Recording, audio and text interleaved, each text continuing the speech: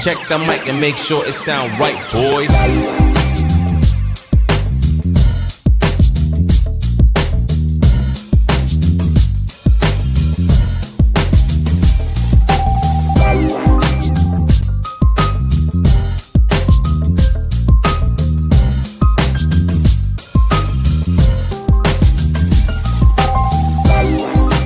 Welcome back to another episode of the Chad Smith Podcast. My name is Chad Smith, and today is Tuesday, March 29th, 2022. And I'm joined, as always, by my awesome two co-hosts from Southern California. Please welcome back Sonny Conway and Spooky Morales. Hello, hello. Good morning, y'all. Chad. Good morning, Sonny. Good morning, Good everyone. morning, Sonny and Spooky. How are you guys doing today? Can't talk. Oh, tired. Still waking up. Fabulous. Yeah, Sonny, I hear you, man.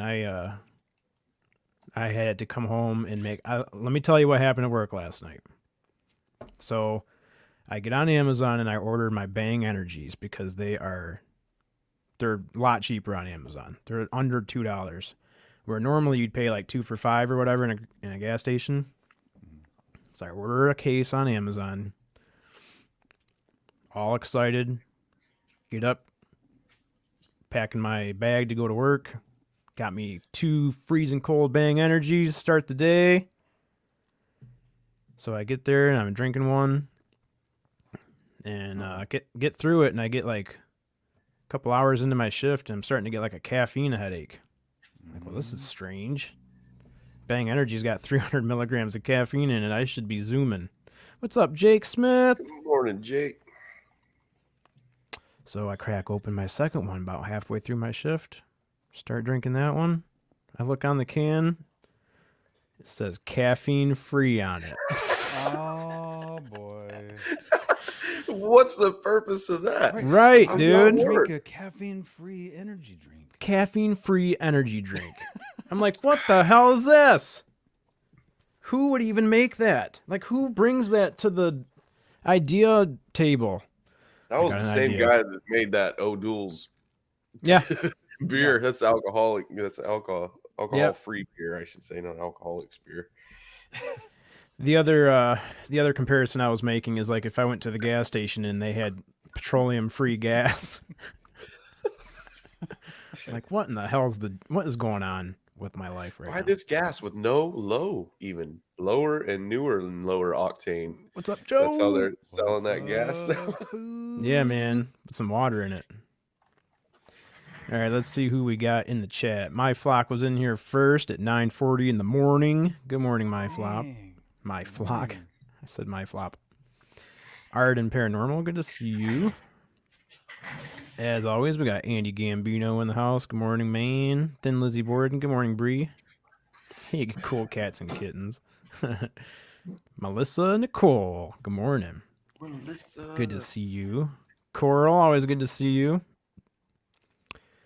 We got Mr. Enzo Cyril in the house. How's it going, man? I can't stop watching the JoJo Bone Show, man. I keep watching the JoJo Bone Show over and over. Speaking of the devil, how's it going there, Mr. JoJo Bone? Joe. We got Alien Girl 111 in the house. What's up, Amy? Good show this morning. Morning, Amy. Always keeping us up to date with the UFO news. We got Randall Hill Speaks in the house. What's up, man? Good to see you too. And Brian L. And we got Spooky Morales. Who that? Jake Smith. I think that's about all we got so far, folks. And then we Gas. got Mr. Joe Strelsky in the house. UFO Garage. UFO Garage. Pinzer's in the house. What's up, Pinzer? Oh, yeah, Cassie made it in. here. How's it going, Cassie? I was just listening to you and Molly's show that you had on. Was it yesterday? Yeah, it was yesterday. That I missed and slept through. Sorry about that. I'm just always sleepy. I don't understand. Sleepy Smith. I even told her, like, I'm going to be up for this. I took a nap already. I'm going to be up. Then I went to sleep. Hey man, we try to sleep, Joe. Chad makes us get up this early. He doesn't allow the sleeping thing to go on, man. It's just so funny that the universe lined me up with two West Coasters to do a podcast in the morning. He's trying to tell you so something, sorry. man. That's right. So sorry. Get up and work. Yep. Either that or it's telling you guys to move east. Yeah. Sonny, if you knew how much me and Jake talk about getting you to move to Michigan, you'd probably already be here by now. Aw. Yeah, I don't understand how Jake just now got a wrench. How has he not had a wrench this whole time? And Sonny, you're muted again, buddy. I didn't know if you meant to do that. Oh, your wife's in there. Okay, cool. Vera Ray, good to see you. What? Good morning. Okay, she can come out. Yeah, I'll let her out. Good morning, Deanna. Have a good day. She just shut the door. You just Damn missed her. it. I was just unmuted. That's it. Tell her to put it on her phone. Put YouTube on her phone. Guys, I haven't been able to tell you. I haven't been able to tell anyone. I've known for like a week and a half. What? My wife, dude, I'm so proud of her. she got another promotion. She's like good. the boss of bosses now, and Whoa. she brought her company car home yesterday. It's brand new. It's like, man, now my yard's really full of cars. She got a company car? Oh yeah, Damn, she's the man. I've been sticking it to the man. She's the man now. Well, tell her congratulations from us, please. I will. Yeah, That's that's awesome. Great. It is awesome, dude. I'm so proud of her. Now I know if I need a job, something happens to the factory, I got options. Mm-hmm. I'm not working with someone that works for the government, Chad. Oh, I can't. Yeah, I keep forgetting she works for the government. So I said I've been sticking it to the man for What's the up, last Dominic? week now. Dude, he says that he could probably handle Michigan. We got deer he can shoot up here. Yeah, I could do Michigan, man. All you guys got to do is warm it up for me. Turn the fucking heater on up there, and I'll move up there. We even have an elk. You can get an elk permit, and then if you're real lucky, you can get a bear permit. But I know people that have been in the bear permit thing for like 20 years and never got one. Wait, you can't shoot bears there? Like it's hard to get it. I get a bear tag just because Not here. I have bad luck with them little bastards, and There's people that have been in the. have a tag in case I shoot one. No, I there's only shoot bears if they attack me. I don't eat those. Oh, yeah. There's a black bear lottery here. Like there's only a certain amount of tags, and there's people that have been in it for like 20 years that have never gotten a tag. Are you kidding? Yeah, they sell us that tag every year. It's the cheapest tag you can buy too. And, Really? Yeah, Yeah, no, yeah, here, we man. just get it in case like a bear comes in the camp, because they come in the camp and they try to get on top of your trailer, and then they'll bust out those plastic vents on the top. If you have them closed, they just bust them out and they go through those little squares, dude. A bear, if they can get his head in there, he can go right through it, basically. Well, damn. Almost. And yeah, they go through those damn things and get inside your trailer. So we have bear tags for that. I don't go out hunting them. I don't know. You know how I am. If I don't Melissa. eat it, I don't shoot it. Yeah, Randall, Michigan's dope, ain't it? Hell yeah. Now I got to go up there and see it. Now elk, we don't have elk here, Chad. That would be awesome. I would love to hunt elk. Yeah. I'm trying to think of the elk. What's it called? There's Mayo, and then just north of Fairview. I believe Fairview. Nope, that's not right either. I think it's Atlanta, Michigan is the home of the elk. I brought Michigan's home a backstrap, maybe two. No, it was one backstrap from an elk, and that's like your filet mignons from a cattle from Yeah. cows. Yeah, I brought that part of the meat home from an elk that my buddy's dad shot. They're butchers, so it was good meat. Oh, that's good. That's almost the size of the fillet out of a cow. It's huge. It's a lot of meat, dude. It's good. Like I loved it. I thought it was really good. What kind of meat? Elk. Oh, yeah, I was going to say, I thought you were so talking about good, bear. dude. I was like, no, I've always heard bear's nasty. Ugh. You know who says bear's good is Matt, Second Star Survival. He was like, oh, yeah, bear's good eating. I'm like, what? He might like gamey meat. He probably likes eating quail and dove and all that stuff too. He was Some saying, people like that I'm sure gamey you know stuff. that. I'm sure you know this too, but like if you kill an animal before it gets like afraid, like if you just instantly kill it and there's no adrenaline release, then it doesn't taste gamey. That's not how that works. It's not how that works. No, like the bear, the last one. That was a couple of seasons ago. Yeah, 2 seasons ago, somebody shot a bear in my camp with a bow, and they cleaned it, they dressed it, so it had no guts in it, no fur left on it. It looked really good, like a good piece of meat laying there. And I asked the guy if I could go check it out, and he was like, "Yeah, go ahead, man. You know, I could touch it and stuff." And he's like, "Yeah, because you don't just walk over and touch people's kills." And Yeah. so Don't touch he's my got it kill. on his tailgate, and I walk up to it. The first thing I did was like smack it and grab the meat. And I was like, "Man, this looks like it would be good. You know, like it just looks like meat." And then you bend down and smell it, and it smells like dirty swamp water. Oh, That's what the meat smells like. So and then they told me, and when you eat it, you have to cook it for so long. If you don't cook it long enough, you'll get really sick sometimes if you eat bear meat. I was just like, "Ooh, man, why would you guys want to eat this? It's like a big ass gopher."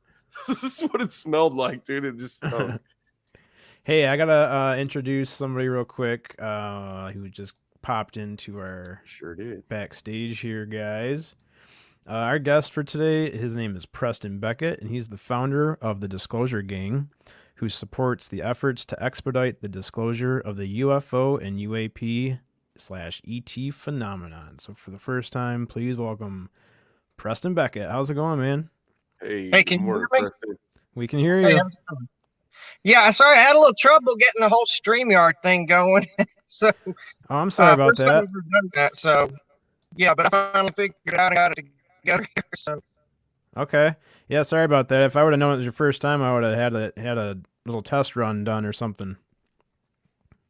yeah, it's all good. I'm here. It managed to come together. So, yeah, how's everybody doing? Yeah, uh, your signal's go ahead. actually kind of choppy right now. I don't know if you could hook up to Wi-Fi anywhere, but besides that, just the signal's kind of choppy. It's coming in clear. Yeah, just the sound is a little bit choppy. Actually, for a phone, it's actually pretty damn clear. Yeah, for a phone, the camera is Yeah. pretty clear. Yep. Must be a new iPhone or something. Yeah, actually, yeah, my laptop's broken right now. Oh, okay. Is that better at all? What this? No, it's still really choppy. Your audio is real choppy. You might want to, maybe you could leave and click the link again and come back in. Maybe it just needs a reset. Gotcha. Yeah. All right. Sure. Okay, Oh, man. yeah, Yeah, it's starting to I'll- get delayed now. All right, man. Well, hopefully his signal gets a little bit Yeah, I better. hope that works, man. What were we talking about here? Oh, we got Big Willie in the house, out on the job site, still tuning Good into morning, the show. Big Willie. Good morning, What's up, sir. brother? If you're having a good day, dude. Yeah, man. I saw that he was pretty happy that the sun was shining on his face this morning. So, I hope it's like that here, dude. It rained a lot yesterday. Did you ever get it, Spooky? We got rain finally. Did you? Like the It was first blowing time. away from you. It was all blowing towards the east, and I was thinking, shit, Spooky ain't gonna get none of this rain. It was. I mean, it wasn't. It was a lot, bad. It dude. We was had a like- lot of rain. I'd say probably 2 hours it poured. That's pretty good for us. Yeah, that's really good for. And then where I live, Spooky, it's all sand out here. So there was puddles everywhere because you know how it rains here. It rains really hard, like you said, for a couple of hours. Within 2 hours, the puddles were gone. I was like, shit, dude, the ground was dry here, real bad. Is the ground over there is pretty sandy? Oh yeah, really sandy, really sandy.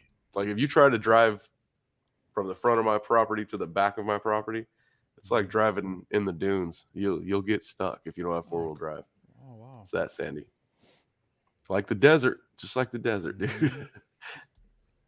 Yeah, Randall. Actually, we're under a winter weather advisory tonight. We're supposed to get like up to a 1/4 inch of freezing rain, which sounds awesome.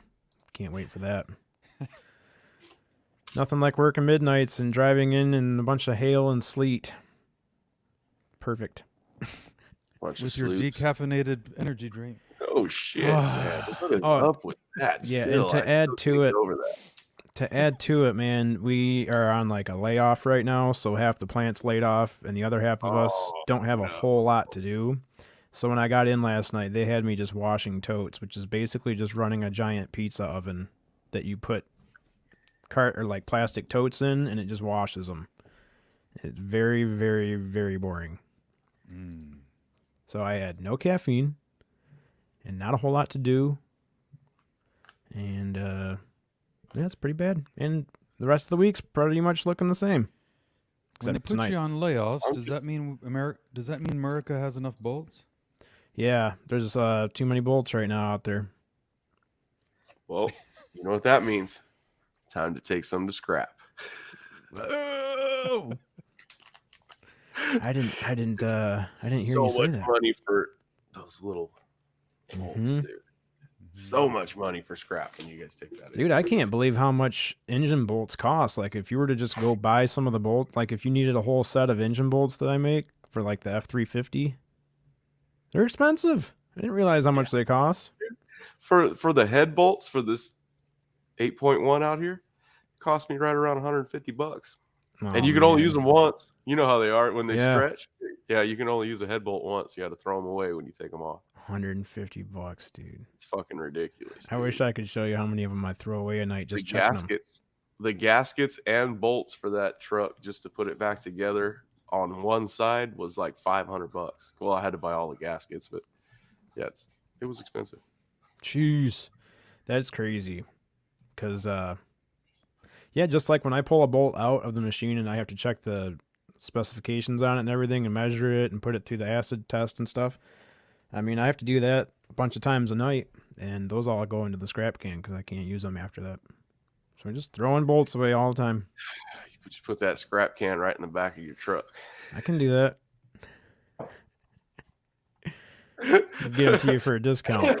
Probably shouldn't say that on YouTube. That's right. One load, that truck will be paid off. Yeah, don't do that. This is jokes, man. This is jokes. Chad's not really going to steal Yeah, your this is boat. all jokes. This is all radio humor. Uh-huh. Digital radio humor. That's Melissa why I says, can't so where are we with the layoff and Jake? They changed their minds? No, Jake did. He's just not taking the layoff voluntarily. Let's see. And there's no mandatory layoff as of right now, so that's cool. Chad, guys, my girl that came to visit, meeting her first time, we saw loads of UFOs over the river together. It was an amazing time. That sounds cool. That sounds real cool. I'd like to hear more of that story. I didn't realize you were meeting up with somebody to go UFO watching.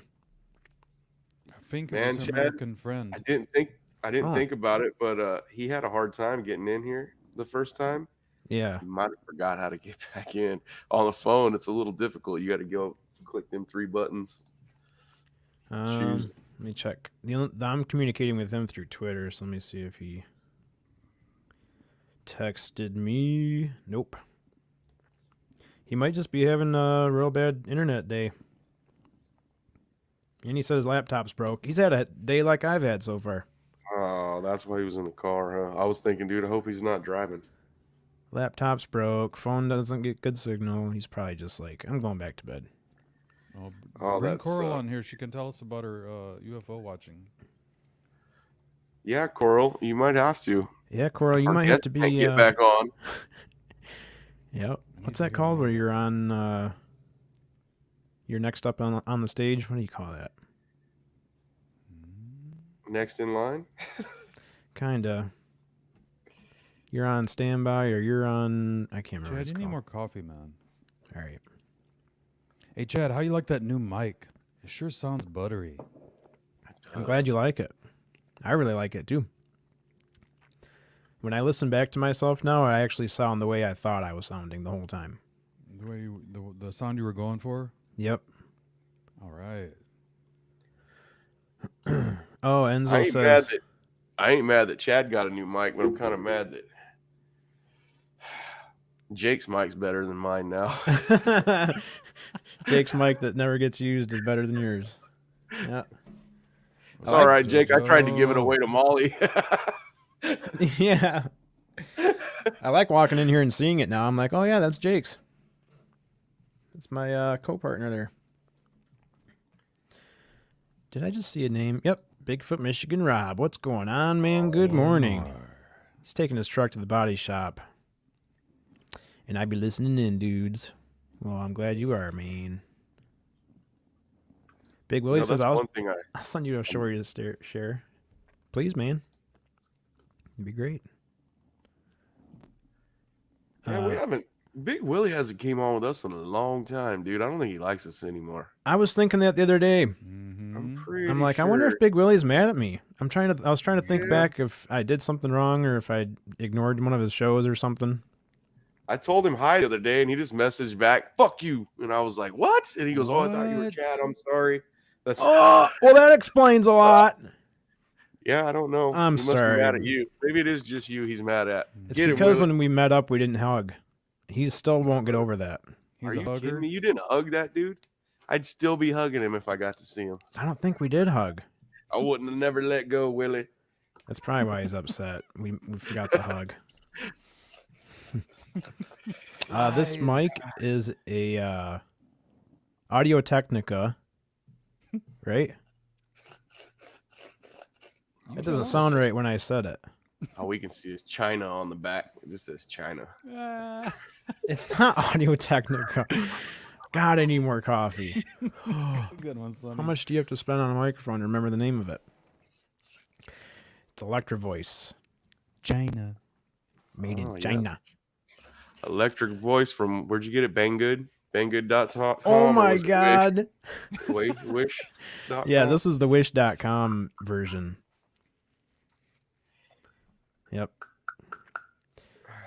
What's Jeanette say? You are a bunch of liars. Even Big Willie says so. Uh-oh. Preston, welcome back. What's up, dude? Hey, sorry that took so long. Please tell me this is better. Oh, it's loud. It's real loud. I'm going to turn you down a little bit and see if that helps. But yeah, so far the connection's better. Can you hear us good?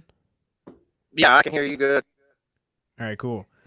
So what's up, man? What are you what's your tell in the tell us a little bit about yourself and how you got into the whole UAP UFO disclosure topic. Yeah, well, there's nothing really special. The first UAP type thing, it happened like with most people with an experience. I'll go back a little bit further than that. When I was a child, I was about. Hey man, I really hate to do this, but it's still, the connection's real spotty still. Like the audio is real, like it's like somebody's hitting a mute button on and off, on and off, on and off. He's just cracking on my side. It's a little crackly, but it's. Yeah, on my side, it's almost like it's hard to even hear a sentence. Is that better? No, it's still real choppy. Maybe if you. Yeah, the camera's perfect, but the sound is what's cracking, man. Yeah, I was thinking maybe if I wasn't touching it, that might help. But,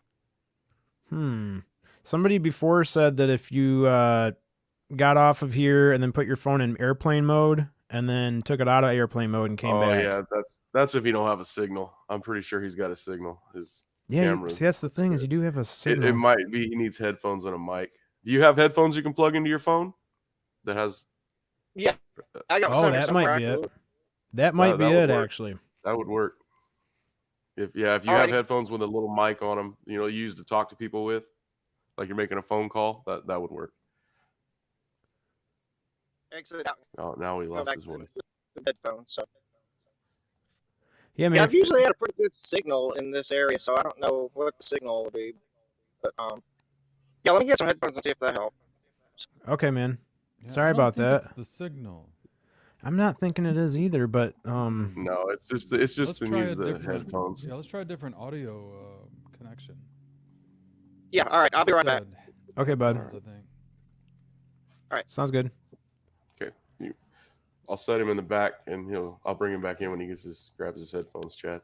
Okay. Oh, he took himself out. I didn't have to. That's unfortunate. It is weird that this video is really clear. I know, and then if I can hear them sometimes, I want them just to keep going, and then I feel bad for the people that are doing it on the radio side that don't have visual, and they're just trying to listen to the radio show part. It's hard for our listeners to hear. What do you think is the cheapest microphone that someone could get if they're wanting to be on YouTube every now and then? This one. It's this one. Something like that one. And something like that, Mike, right there, how much would that set somebody back?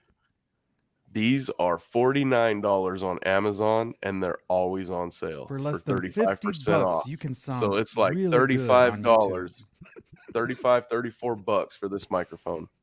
And yeah, I stay so far back from it because you guys know if I get close, it's loud. See, that sounds so good. Like you can tell that's a good mic. If I talk into it, like it's just right. I leave it back. So I'm not so loud. The number just keeps getting lower. Big Willie says 9. Joe says 4. $4. Oh, it's that little mic Joe had. You remember when they did the UFO con? And he had that little mic. Yeah, that was awesome. That was so funny, dude. Between that mic and his purple headphones, I mean, I don't know how much more professional you want to get. It actually works so good. I don't think he was using that microphone. I think it's just, I wasn't for sure if he was actually using it. Mm-hmm. Oh, man. That's funny. Because our hangouts and our get-togethers on YouTube would be so much, I think, more easier on the ears if everybody had, just a mic and maybe some headphones or some kind of... Yeah, everyone needs a bougie microphone. I didn't say bourgeois. That doesn't even have to be bougie. Just sounding a little bougie up in here. That's all. I said that to my buddy this morning because I told him I was drinking coffee, and then I told him about the Bang Energy situation, and then he sent me back some new bougie drink. He's like, "This is what I've been drinking lately." It's like some flavored water or whatever, and I'm like, that seems way too bougie. It's like, it's not bougie. Designer water. Like, designer water with a little hint of lemon or something. Joe's saying that little mic is a really good mic, man. Damn. And you can pick up people from across the room with that little tiny thing. Like how about those headphones? What is this? Like how Chad ignored me addressing him kicking me in the balls. I didn't kick you in the... What are you talking about? He ain't tall enough to kick you in the balls. Well, yeah, man. Gave him a hug? Did you give him a knee? You're too big for me to kick you in the balls, man. You kill me. What's right here? I went for a hug, and he straight kicked me in the balls. I cried because of the pain, but the real damage was emotional. Long-term. Long-term emotional pain. I love it.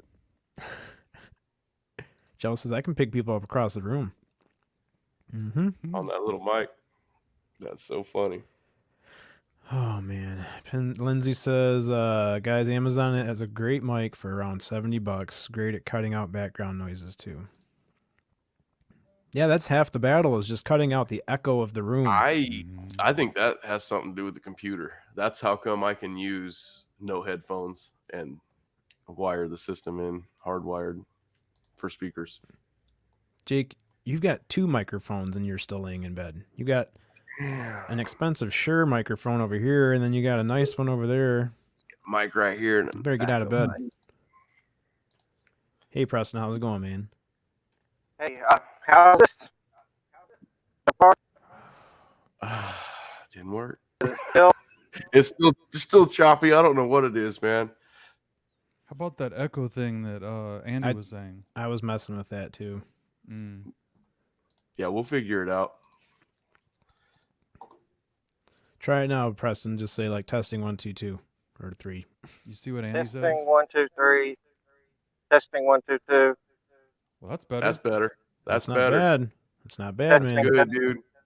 Yep, that's good. Is that helping? I didn't do anything. He did it, but okay. Yeah, that's actually good. helping. Now tell us your story. Yeah, hurry, tell us your story. Yeah, buddy. What happened to you when you were a kid? You brought something up. We'll try to get it. Yeah. Well, my dad, he was like a businessman in Alabama. He was the director of the state art council there for many years. And is it working? Yeah, you're good. Okay, I saw a hand signal, so I wasn't sure, but and I asked him because I was kind of fascinated with stuff. I said, "Are aliens real?" And he said, "One day when you get older, I'll tell you the truth about that." Because there's kind of a backstory. My mom kind of wondered if he might have been undercover CIA at one point because he spoke 6 languages and he was a Vietnam or vet. So, but she was never sure. He would never say anything. It was just all kind of rumors amongst his older friends and things like that. So, as I got older, he was like when I was about 12 or 13, he was getting ill and he was dying of congestive heart failure. He finally said, "Okay, so you remember the question you asked about aliens?" I said, "Yeah." And he said, "Yes, that's all true, but don't, be too scared about it if something happens when you're alive." And I said, "Oh, okay, that's interesting." So fast forward to about this is on October 10th, 2010, 10, 10, 10. It was at about 5 o'clock in the morning. I was working. I'm actually a night maintenance guy at a Cracker Barrel in Oklahoma. I live in Oklahoma now. I lived in Alabama then. I moved to Oklahoma in 2010. And so when you work overnights, you're driving to work at night. You're driving home when it's kind of still nighttime too, or dusk in some cases, depending on if it's summer or winter. So you're out a lot more at night than most people who get up at 7 o'clock in the morning and go to work, during the day. So I would be more prone to seeing things than most people probably. And this one time, we were actually emptying the trash, me and a guy that I was working with. And before I tell you the rest of the story, I got to tell you about this coworker of mine. His name was Tim. He was a redneck son of a gun from Alabama. This guy turned an abandoned gas station into his house. I mean, literally, he did his own electrical on it. He was one of the savviest guys I know. Lazy but savvy. And we were going back and forth one night about ghosts and aliens and stuff. And he's like, "I've never seen all that stuff. That's BS. If one comes up to me or one gives me $1 million, I'll believe it. But other than that, he doesn't care to get too involved about it." So I was like, okay, whatever. So we were both doing the trash that morning, and I see this light coming up over the horizon. This was like, had to have been the day after, or maybe a couple days after he had that talk. And I said, "Hey, look, there's the aliens right there." And I was thinking, "Oh, that's a plane. Ha ha ha. Funny." But and he looked and he's like, "Oh yeah, that's an airplane. And in about 30 seconds, it's going to be right up there." And he just pointed to some random spot in the sky above us. So we lift like 2 cans, like 10 or 15 seconds. And then all of a sudden I look and I'm like, "Well, where did it go?" And I don't hear anything. And I look up and it's right above me and him. And it's a really bright pulsating light. And I said, "Hey, look." And he looked up, and just as he's looking up, it just disappears, just totally disappears. And I looked at him and he looked at me and I said, "Okay, you saw that, right?" And he said, "Yeah." And I said, "What happened to it?" And he goes, "It must have had some sort of a propulsion system or something, or disappeared." Came up with some random excuse. I said, "So it just disappeared, right?" And he said, "Yeah." And I said, "You see it anywhere?" And we're looking, we don't hear nothing. It's like total, even the spot where it was at, you can see stars there now. Mhm. So it's like it's physically gone, even though it's dark and it didn't turn its lights off and fly off. I mean, the thing's gone. And I said, "So if you had not seen that, would you believe me?" And he said, "Nope, I wouldn't have believed me." And I said, "But you saw it?" And he said, "Yep, I saw it." And I said, "Okay." So he kind of turned into a believer after that point, or at least that something weird was going on. And then he did say something to me later on when we were talking about it. He said, "We just weird things happen when you're around." So I was like, okay, fair enough. So But did you see an actual physical object, or was it just the light in the sky that you saw? most 90% of the time, which when it was right above my head was only about a few seconds period of time, it was just light. But just as it was going out, not like when it was as brightest, but as it was going out and dimming, yeah, I saw a darker outline within it. Okay. And best way I could say it was maybe seashell shaped, or maybe sort of like if you turn a plate upside down and then have another plate right side up underneath it. Your stereotypical. Typical flying saucer. Yeah, that's about what it looked like for the best that I could catch a glimpse of something for about 5 or 10 seconds. It may not even been 10. 10 seconds is probably giving it too much credit. Probably more like 5 seconds. Yeah, so that was one. And then about 6 months later, there was another very similar thing. This was actually even more kind of weird. I lived with my mom at the time, and I went home, and of course I told my mom about it too. And my dad was long dead at this point, but she was like, okay, well, that's interesting. I think she kind of believes in that stuff too.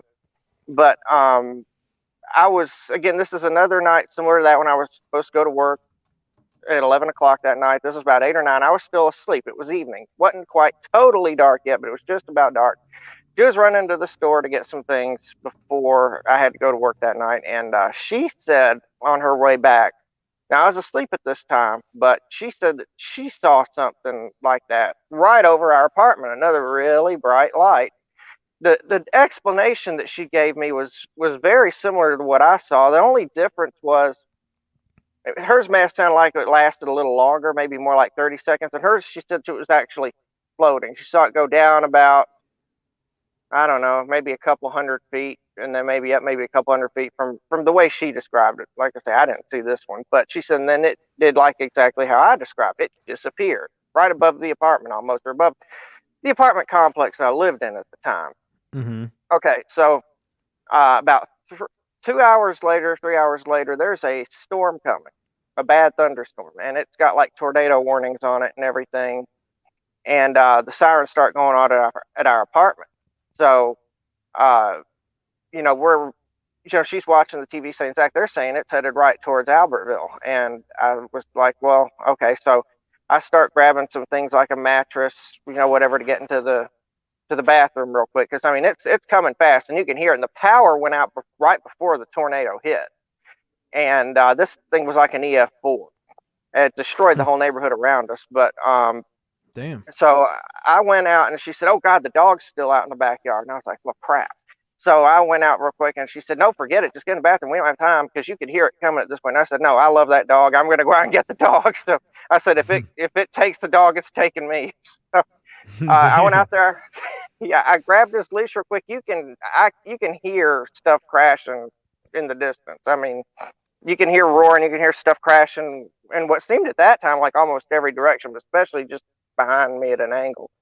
And I grabbed him and I threw him in the back door real quick, slammed the back door, and just as I'm slamming the back door, I mean, you can feel the wind sucking up behind my shirt, and I just jump into the bathtub real quick. And I think by the time I got in the bathtub, it had probably passed. But wow. And our apartment was one of few in about a quarter to half a mile stretch on either side of us that was not like had heavy damage. It was just maybe, I think we might have lost a part of the chimney and a window or two might have had a crack in it. And all around you got destroyed? Not totally destroyed. One side was less destroyed than the other, but had more damage than our apartment did. Yeah. Okay. Wow. Yeah. So again, maybe just one of those coincidences. You see a weird UFO thing and then you get hit by a tornado. And then my mom was like, I wonder if that was protecting us somehow. Yeah. And I said, nothing would surprise me. But well, what a lot of people say in this community is there's no such thing as coincidences. So yeah, it's just one of those weird things, maybe that was a connection. And after so many coincidences, you get forced to say it, it can't all be. Yeah, after a while. Right. Yeah. So that was the two biggest UAP things, your UFO type things. I'll tell you real quick, and just give me a heads up when you have to take a break or something. But how the Disclosure Gang got started. I think now it's more like the Disclosure Persons. But, and now is that a group on Facebook or Twitter, or where can people find that or join it? Oh, it's mostly on Twitter. I am on Facebook, but that's a different story. I'm under a different name on Facebook, and it's not really. A couple of my Facebook friends are the ones who are in the gang, but the Facebook isn't really oriented for that. Or when we first did the Facebook, the Disclosure Gang really wasn't kind of associated with that at that time. Mm-hmm. It really came up. There's a user on Twitter. This is why it's mostly a Twitter thing. Named I am Dr. Venkman. I don't know who the guy is. He's a researcher. I know that, and he's pretty dedicated from what I see. He's always posting stuff about this or that. Why he thinks this wasn't anything. Why he thinks this might be something or whatever. And he's who stumbled upon me, and I said, dude, I'm not a researcher. I'm not anything special. I just am interested. I'm an enthusiast. Yeah. That's basically what I'm doing. And he said, oh no, I think you're great. You say some really interesting things. We should start a Twitter gang, sort of. And I think he wanted to call it Disclosure in Numbers, maybe, or something like that. Okay. I'm the one who actually came up with the Disclosure Gang, and I actually created a Twitter account with the Preston Beckett, name. And a few of my coworkers, actually several at that time, who were interested in this kind of thing. This is another thing that blew my mind. That these are people who have lives. Okay, they have kids, or some of them do. They got stuff to do. They got business to take care of. But yet they were so interested in the subject, they were willing to create a Twitter account, specifically for that purpose, not just something outside of their normal thing, but for the purpose of this, disclosure thing, the UFO enthusiast thing, and go along with it. And I got about 5 or 6 of us to do that, and then a couple of their friends, wanted to do that. And this was going on during the lockdown. That's the big thing. So people had time to actually take a step back and look at stuff they were interested in, like UFOs, ghosts, things like that. And they would, they were sitting at home bored, they weren't working, so they'd log on and they'd talk about this stuff, or they'd look at videos on Coast to Coast, or listen to Spaced Out Radio, which I still do. Mm-hmm. And so they had more time to kind of do that stuff. So that's how it got started. All of us kind of coworkers called ourselves the Disclosure Gang. We developed the Twitter accounts, and like I say, we're nothing really. We're just enthusiasts. We're cheerleaders. But anyone from I am Dr. Venkman to you could take the most hard-headed, only nuts and bolts person, and you can take the most woo person. Anybody who has done anything of significance to contribute to figuring out what's going on, finding the truth, we just say thank you. Keep it up. We want to be your Twitter friend. We want to follow you. We want you to follow us, because, we just want to figure out what's going on like everybody else. And we are the most, probably most of the people who are doing that, which have done some sort of research, FOIAs like John Greenwald, whatever. We are actually the most probably normal grassroots American ones that, had jobs. Normal jobs. We don't work with the CIA. I don't know if my dad did or not. I suspect he did, but we don't have any like government jobs where we're retired military or something. We're just normal people who want to figure out what's going on. You just said you suspect your dad might have worked with the CIA? I suspect he might have, yeah, because about when we moved to Oklahoma, I was unpacking some things from a storage room and I found this box, and this thing had dust and spider webs in it. But when I was pulling it out, and my mom said, hey, your dad lost $600 one time, a long time ago. See if you can find it. I was like, okay. So I'm going through box. Yeah, I know, right? Looking. Yeah. And I didn't find $600, but what I found was, and I don't have it. I think it's in the storage room today, but it was a file, sort of, and it had the little symbol for the CIA, the bird, and everything. It had that on it. I can't remember adding like what other insignia, if it had actually like letters on it or not, but I opened it up, and it had a bunch of stuff. This was not about UFOs or UAPs. This was mostly like criminal organizations that, like gypsies, like Russian gypsies, things like that were coming into the country, that were establishing drug trafficking rings and things like that.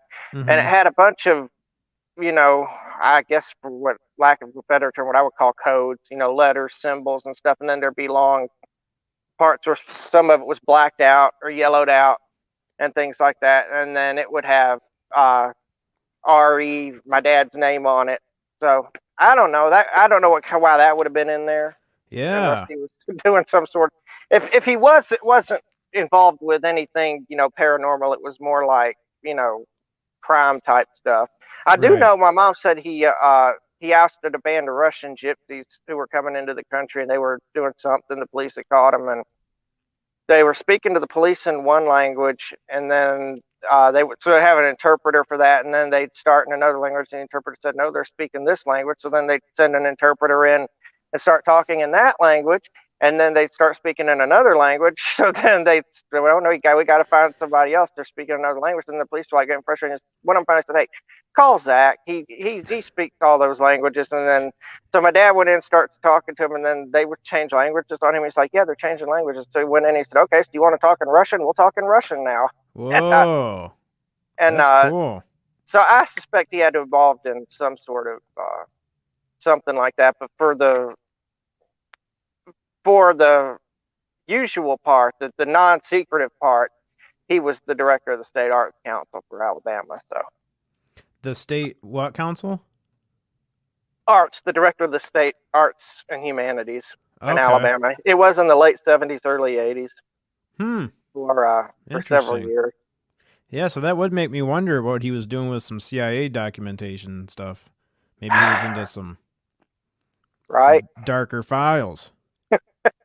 Right. Yeah, you'd like to I mean, I'd like to think, For sure. You know. Is he no longer with us?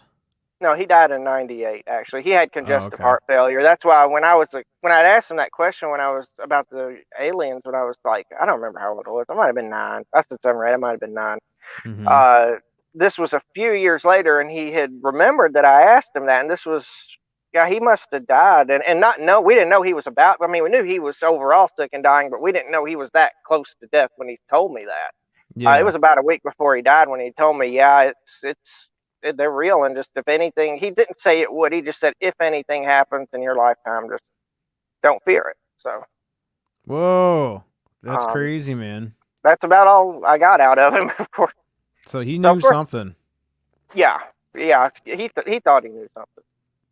Yeah. That's really interesting. Man, that sucks that you can't ask him more questions, Oh God, I wish I would. Yeah, I wish I'd been older. I'm 37 now, but when I was even up to when I was 18 or 19, I was like, God, I wish I could have asked them this or that to try to figure out, Yeah. But when all that's going on, and you got a catastrophic illness, and he's about to die, you're focused on things like how you're going to bury him, how you're going to, Yeah. how,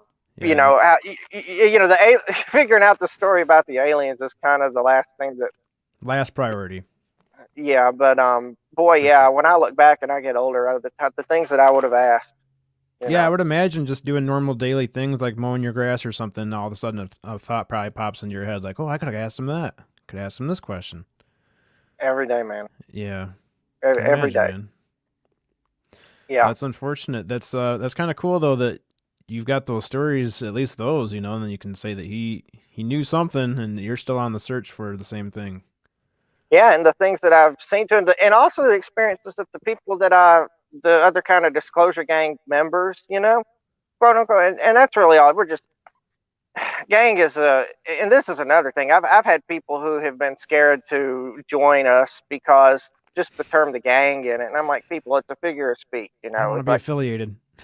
yeah, it's like we're this isn't the Bronx, okay? I mean, we're just. Yeah. It's a figure of speech. It's like when your kid comes home with a bunch of kids from school and your parents say, "Hey, gang." It's Right. It's that concept. It's not anything like we're a gang, but Mm-hmm. yeah, I No. just figure, well, if they're that close-minded about it, then let them do their own individual thing. True. But yeah, they all our other disclosure gang members, they've had their own experiences.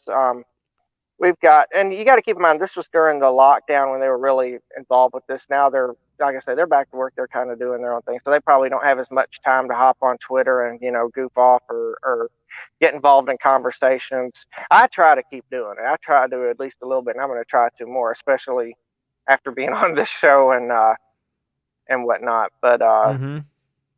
but yeah, we just a lot of them have had some pretty crazy experiences, and I don't have just UAP stuff, man. I had a Bigfoot that I saw when I was about around the same age. This was in '99. I can tell you about that and a bunch of like ghost type paranormal stuff, man.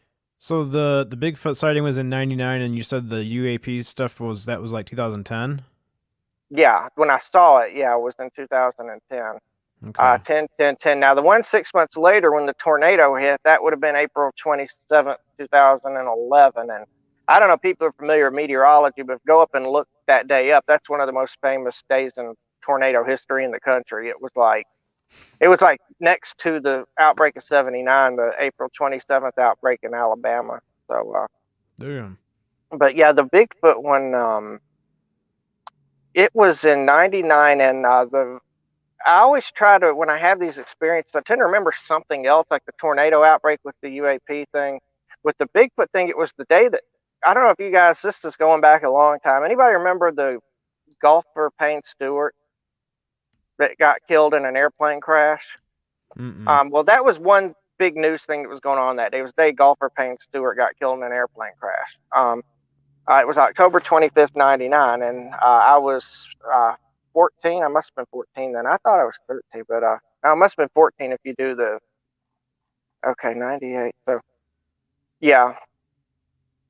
Yeah, I was 14, and I was with a buddy of mine, and we were trying to, what most 14-year-old guys in Alabama were doing at the time, we were trying to find a place to smoke weed. We were, As you would. yeah, we were, this was in a place called Mountain Borough, Alabama. It's about 20 miles north of Gadsden. I don't know if anybody who might be listening is familiar with that area. It's about 10 miles, maybe 5 or 10 miles south of Boaz, Alabama. If it's Birmingham, probably about 50 miles northeast. Anyway, it's kind of in the middle of nowhere, sort of. And we were walking through a lot of heavily wooded area, going down the side of what they call the mountain. It's called Sand Mountain. It's really just a glorified foothill. It's a plateau. It's got about a 600-foot grade going up the side of it, I'd say. And we were kind of in that area where it's going uphill. There's a highway. We were going off of Highway 431, so we had to have been a good mile off the highway maybe, because we were just going and going and going. And so we kind of get into an area like, okay, we don't see any house, we don't see any people, we think this is good. Because even if you're 14 back then, you get caught smoking weed, they're tossing you to juvie or whatever. So, right. Yep. And this was before we smoked weed, I might add. I was smelling this smell that smelled like the best way I can describe it, it smelled like the zoo. Like when you're a kid and you go to the zoo, there's that smell that I can't think of anything to compare it to other than that. It's just that striking smell of when you're at the zoo. It's sort of an animal type smell, a wild animal type smell. Right. And I said, man, I think there might be some coyotes or something out here. We need to be careful because it smells like animals. And then he said, man, it's good, whatever. And he just wanted to, get to his business. So yeah. Right when we're sitting down and we take a seat, and I look over and there's this thing rising up, and I'm like, why in the world is that tree? What I thought initially was a tree or a big shrub rising up. And I said, hey, dude, what's that? And he's looking, he's like, I don't know, that's a person. And then I look and said, no, is that a bear? And he's like, there's no bears around here. And I said, well, there's black bears. And he said, yeah, but that thing's way bigger than a black bear. And I looked, and at this point, it's standing up. This thing had to have been 8 or 9 feet tall, at least. I don't know.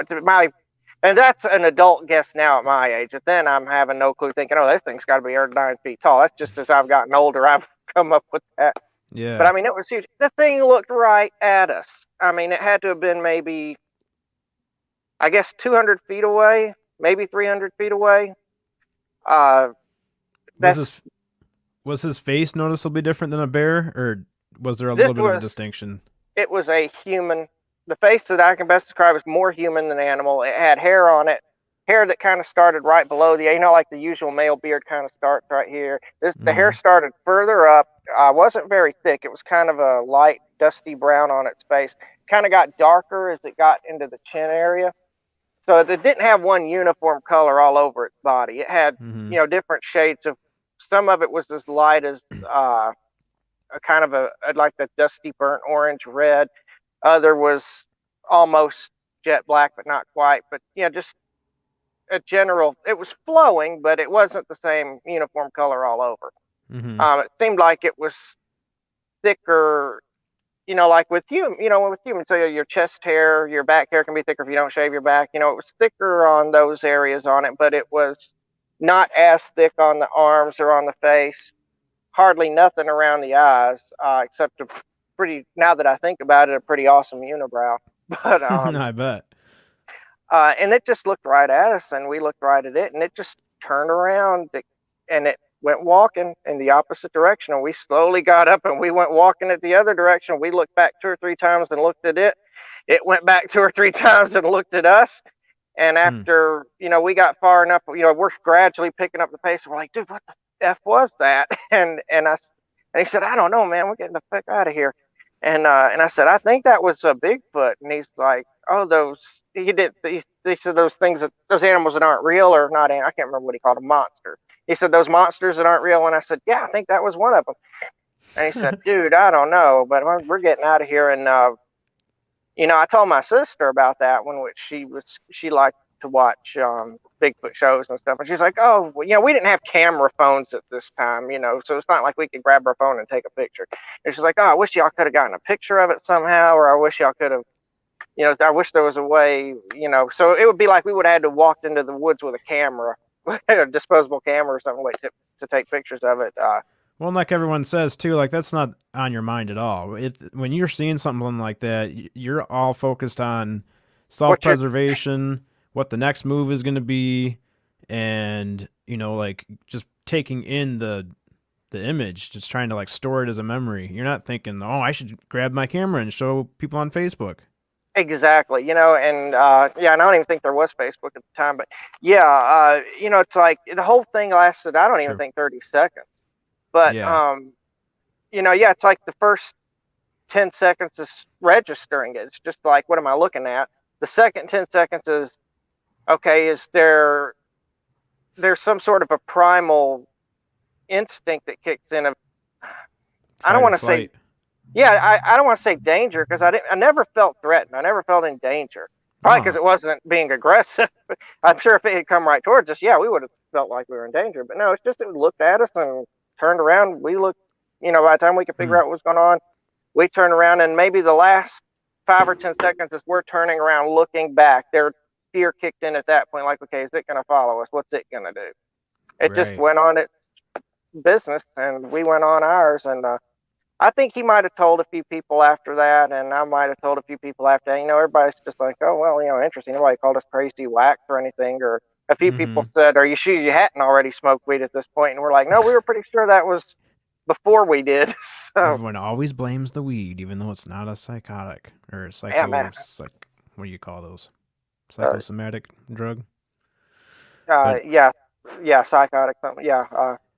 But I don't know, maybe it wanted to get high. I don't know. Maybe that's what, yeah, man, you guys gonna share? Yeah. All right, I guess I'll go back in the woods. Damn it. Looking back 10 or 20 years later, sure, I would have.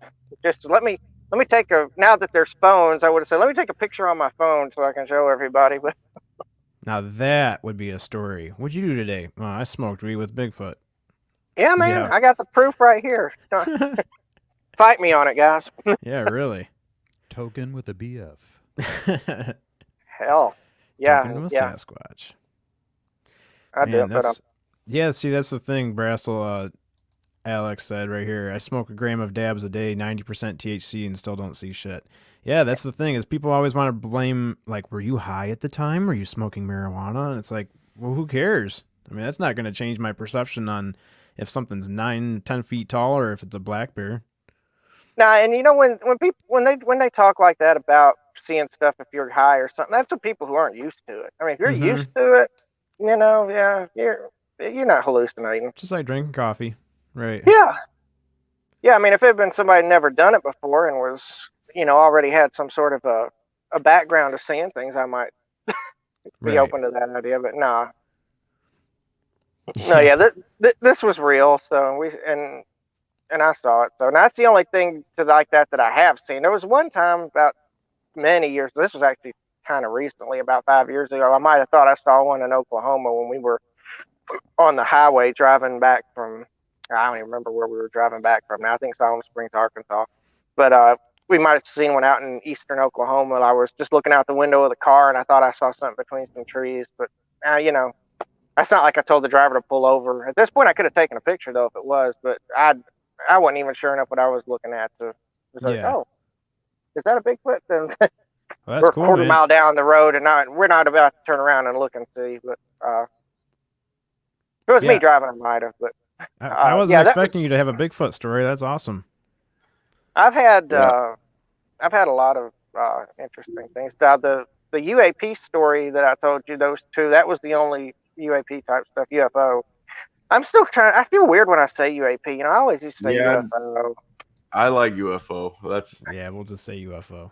yeah. I'm gonna go UFO because I feel funny saying UAP. UAP is for the government. Yes, sir. Yeah. When they land, we're gonna see them. When we see them land or something, it's gonna say UAP on the side of the craft or something. We'll be like, oh, that's where they got the UAP from. Right. Yeah. The government's been lying to us so much for years. It's not even. It's not even funny anymore. It's offensive now. But maybe that's what they've always called them, and we just didn't know. So that's why they could always say, "No, there's no such thing as UFOs." It's because they're UAP. Yeah, you've been saying it wrong the whole time, and think that anybody under the age of 25 is not going to know any better. Yeah, we'd have told you the truth if you'd have got the name right. That's what the government will say. Yeah, for real. You're right. You're exactly right. Yeah. It ain't UAP garage. Look at the trouble. Look at the trouble they give Greenwall every time he has to. He does these FOIAs, and if he doesn't word something just right, I mean, he's got to go back and wait. God knows how long to get another response to say, oh, you didn't word that right. It has to be worded this way. So, they just play so much games with semantics and stuff to try to get away with, their secret. I think at this point, when they see Greenwald on the application, they're just like, just give it to him. Yeah. He already knows how to get the answers out of us. Just whatever he's asking for, just give it to him. Yeah, they got to come up with some special mental gymnastics now for that guy. He's unreal. They're like, man, this guy really knows what he's talking about. Hey, Chad, I'm going to turn my camera off for a minute, but I'll still be here. I got to get up out of the chair. I let the dogs out. All right, man, no problem. All right. You're good. I'm sorry, Preston. Oh, Dan, do what you need to. Yeah, you're good. I was 30 minutes late trying to figure out how to get this thing going. You're good. I just didn't want you to think I took off. I can still hear you. I'm in my shop. I just got to let the dogs out. That Sonny guy, every now and then, he just leaves. I don't get it. Yeah, I do. I just walk away sometimes. Yeah. I do it like this. But he's going to go and report to the government. Yeah. That's right. Alex says, Preston, do you think size inclusive foot, because he won't say Bigfoot, size inclusive foot is only associated with woodland areas like apes and monkeys, or is it more of an interdimensional being who can manifest anywhere?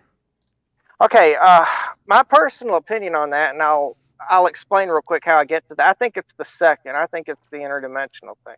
And I'll tell you why, because when it was walking away, when I told you that I was looking back at it and it was looking back at us, the ground it was covering in the 20 or 30 seconds that I was looking at it walking away was unbelievable. It's like it was showing no effort to run fast.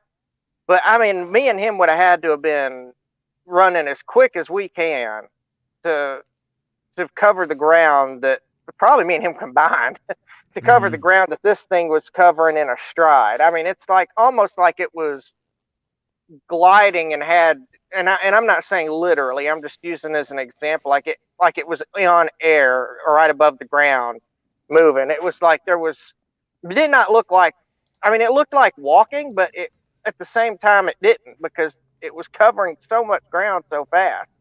And again, this is one of those things that didn't occur to me till I was older, was when I went back thinking, how is it covering that much ground that fast?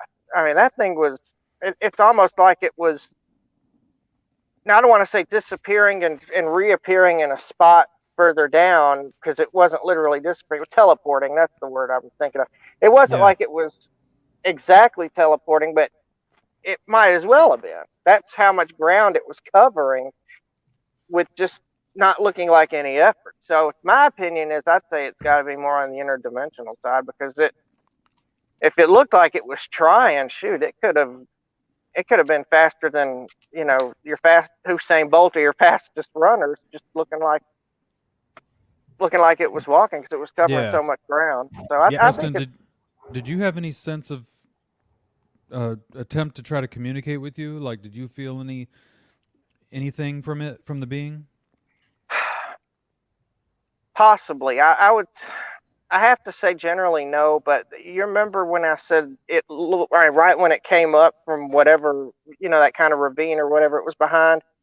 The first thing as it was coming up, its eyes were locked on me. It wasn't locked on Kevin. That was the guy I was with. It was locked on me, and it was looking directly at me. And I said it had that human look. Eyes were almost jet black, maybe a dark brown.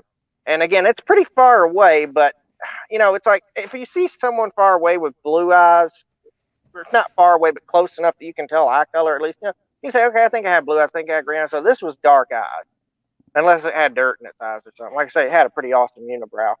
But that first second or two that it looked right at me, I could say there might have been some sort of, you know, telepathic connection or effort. I wouldn't know what it was trying to say, but like I said, I never got a sense of fear out of it. It was more like it's more like, you know, when you're looking at it and it's looking at you, you know you're looking at something special. You know, it's like this is not norm. Nothing about this is normal, and not necessarily in a bad way. It's just like this is unique. This is striking. You know, something's different about this. And like I said, when I first looked directly, I got more of a human vibe from it than an animalistic vibe. Well, I can't tell you how many times we've heard that before. Just the term gliding. I mean, people have said that so many times where when they see it moving, they describe it as like a gliding movement. Where it's not even like anything else that you would see walking, even at a fast pace like that. Its head would bob up and down, its shoulders would move side to side, you know, the whole body would be moving. But everyone that says that they see these things move, it's just almost like it's moving so fast, it's almost just like gliding from one spot to the next. Well, I also wanted to ask Preston if he had that feeling when he saw the UFO and how it compared to the feeling of, you know, with the Sasquatch.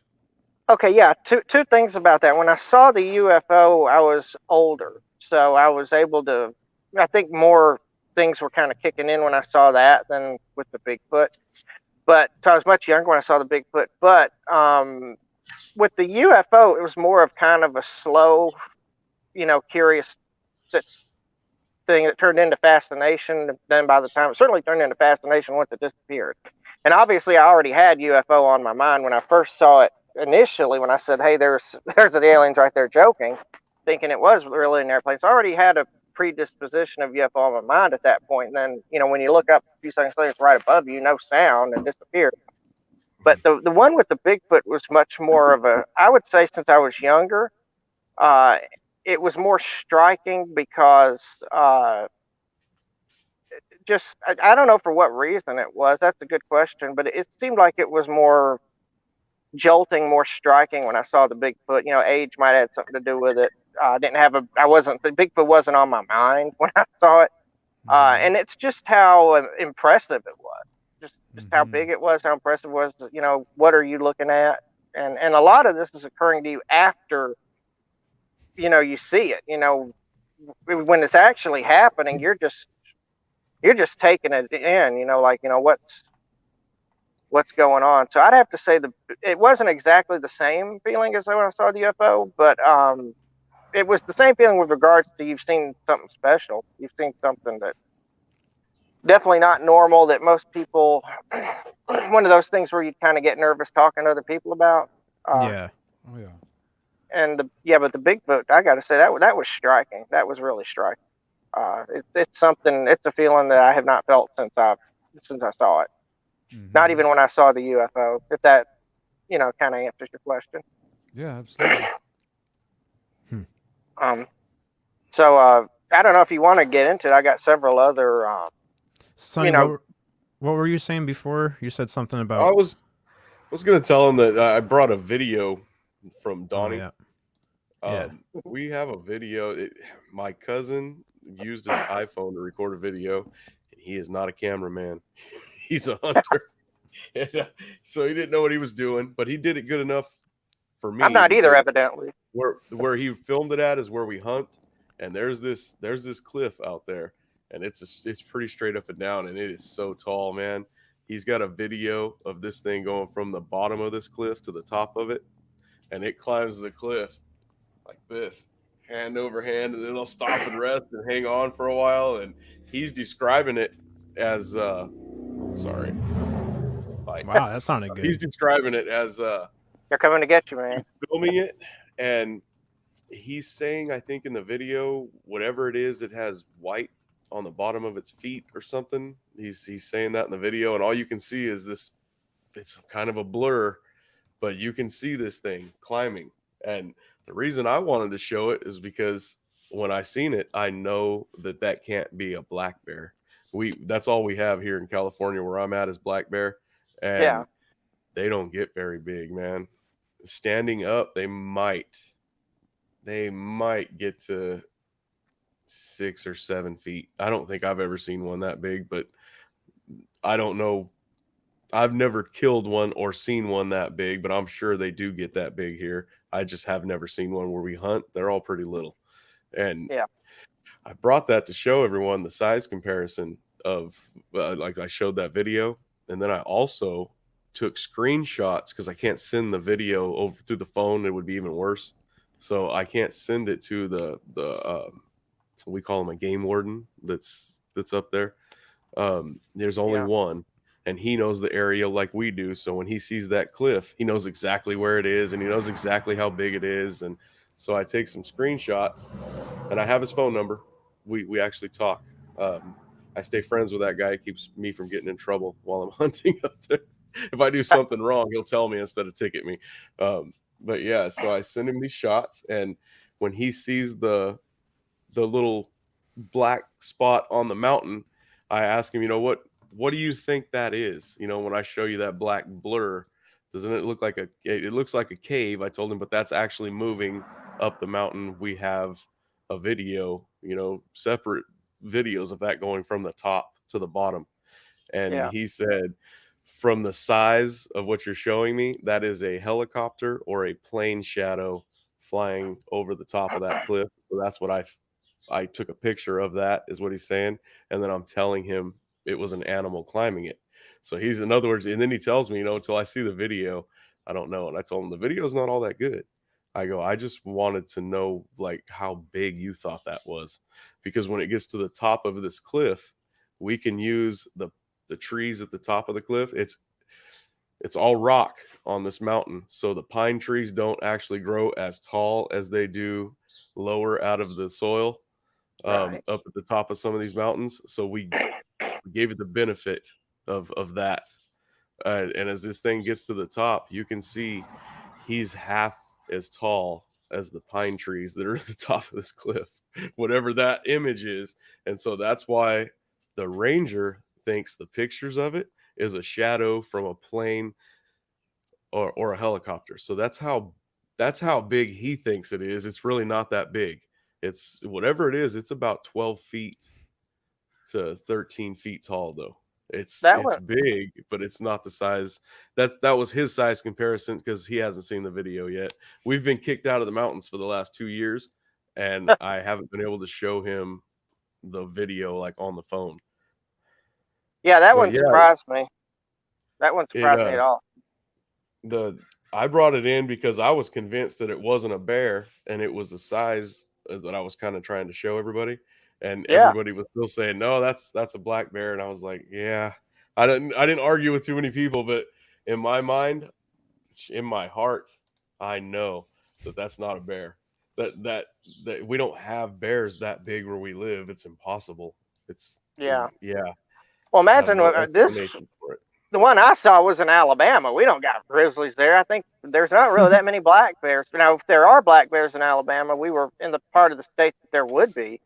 But I mean, man, this thing, if you saw, you can't mistake that for a black bear. I don't think I'd ever seen a black bear, but I mean, this was not a black. I mean, this was huge. It was like I I've said seen 9 bears, feet. but That I've never might not ever have been. thought it was anything else but a bear. But when I see a bear, even from far away, I know I can just see the top of a back of a bear behind a boulder through my scope, and I'll instantly know, oh, that was a bear, and then I'll get on him until he moves.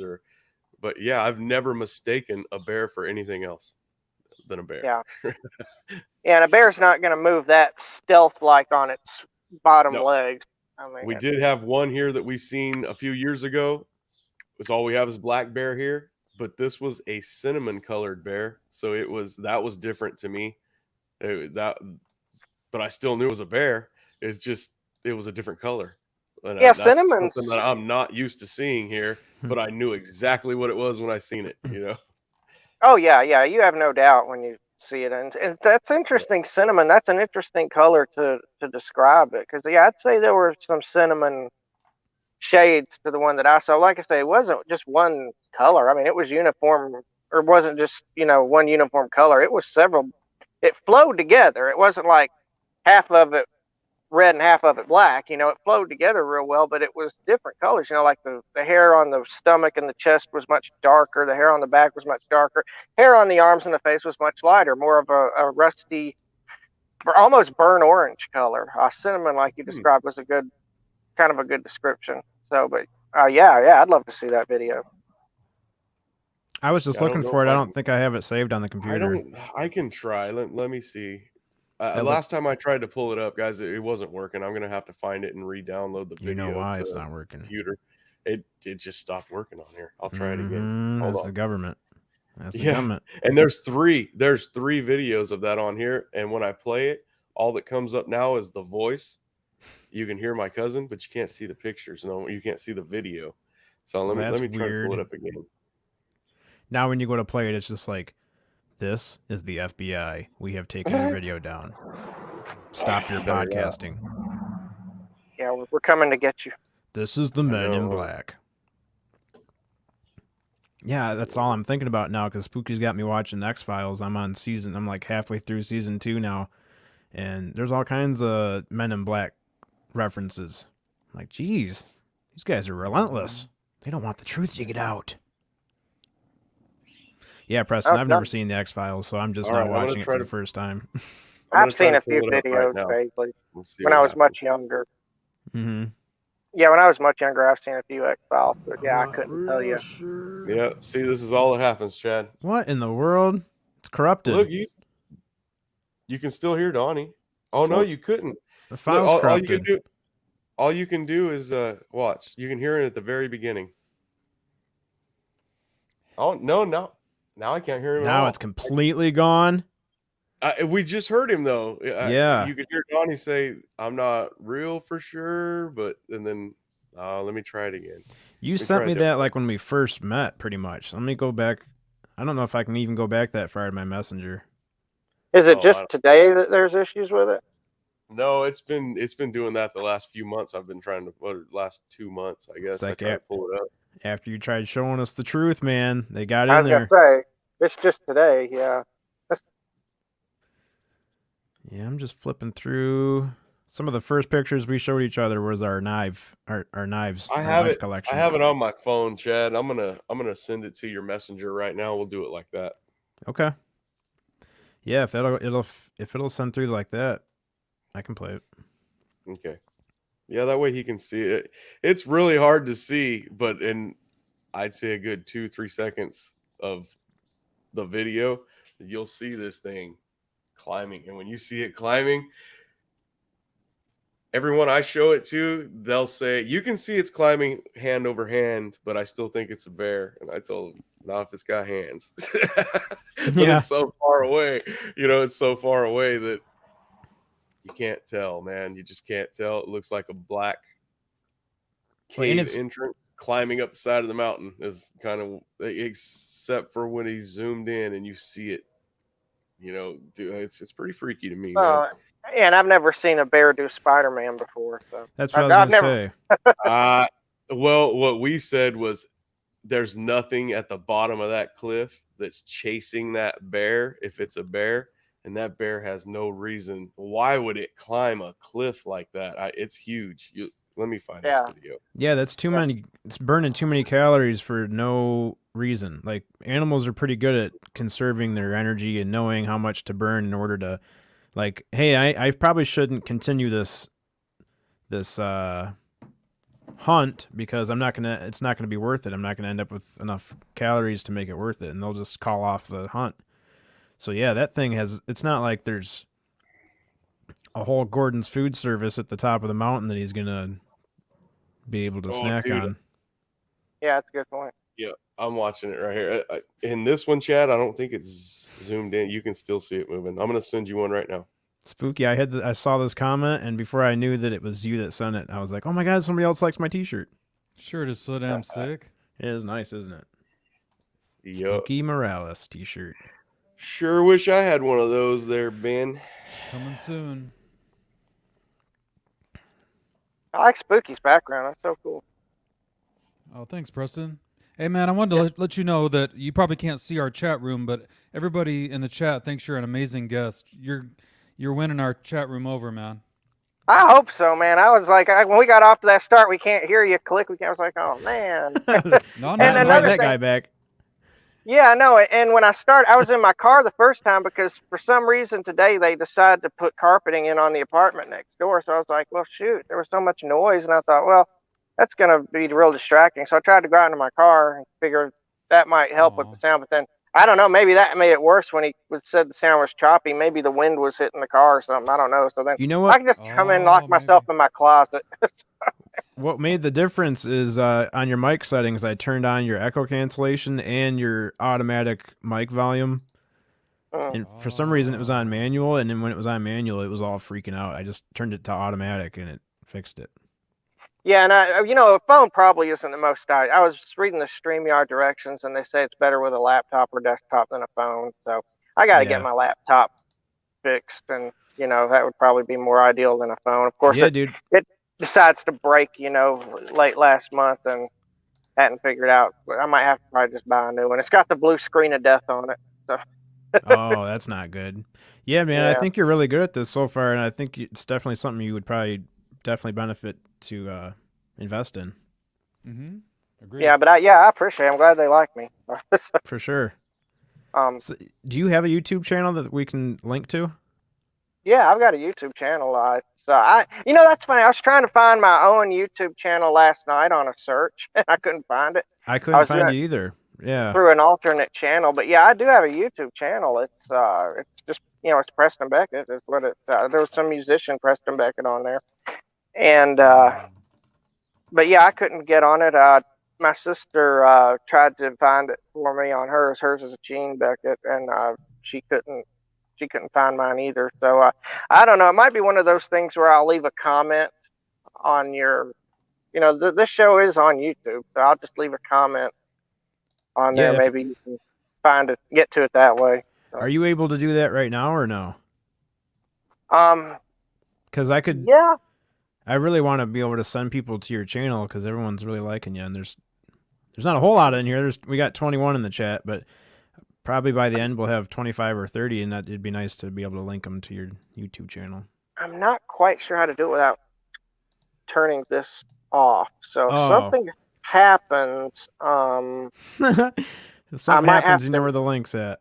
Come back, but that's okay. Let me see if I can minimize this, and if it doesn't, screw it up, and I can go to my YouTube channel and leave a comment that way. But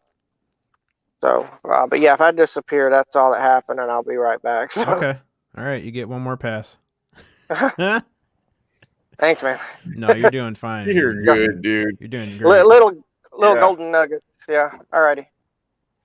Well, were you having a hard time hearing him, Chad? No, he's doing good. Oh, yeah. Okay.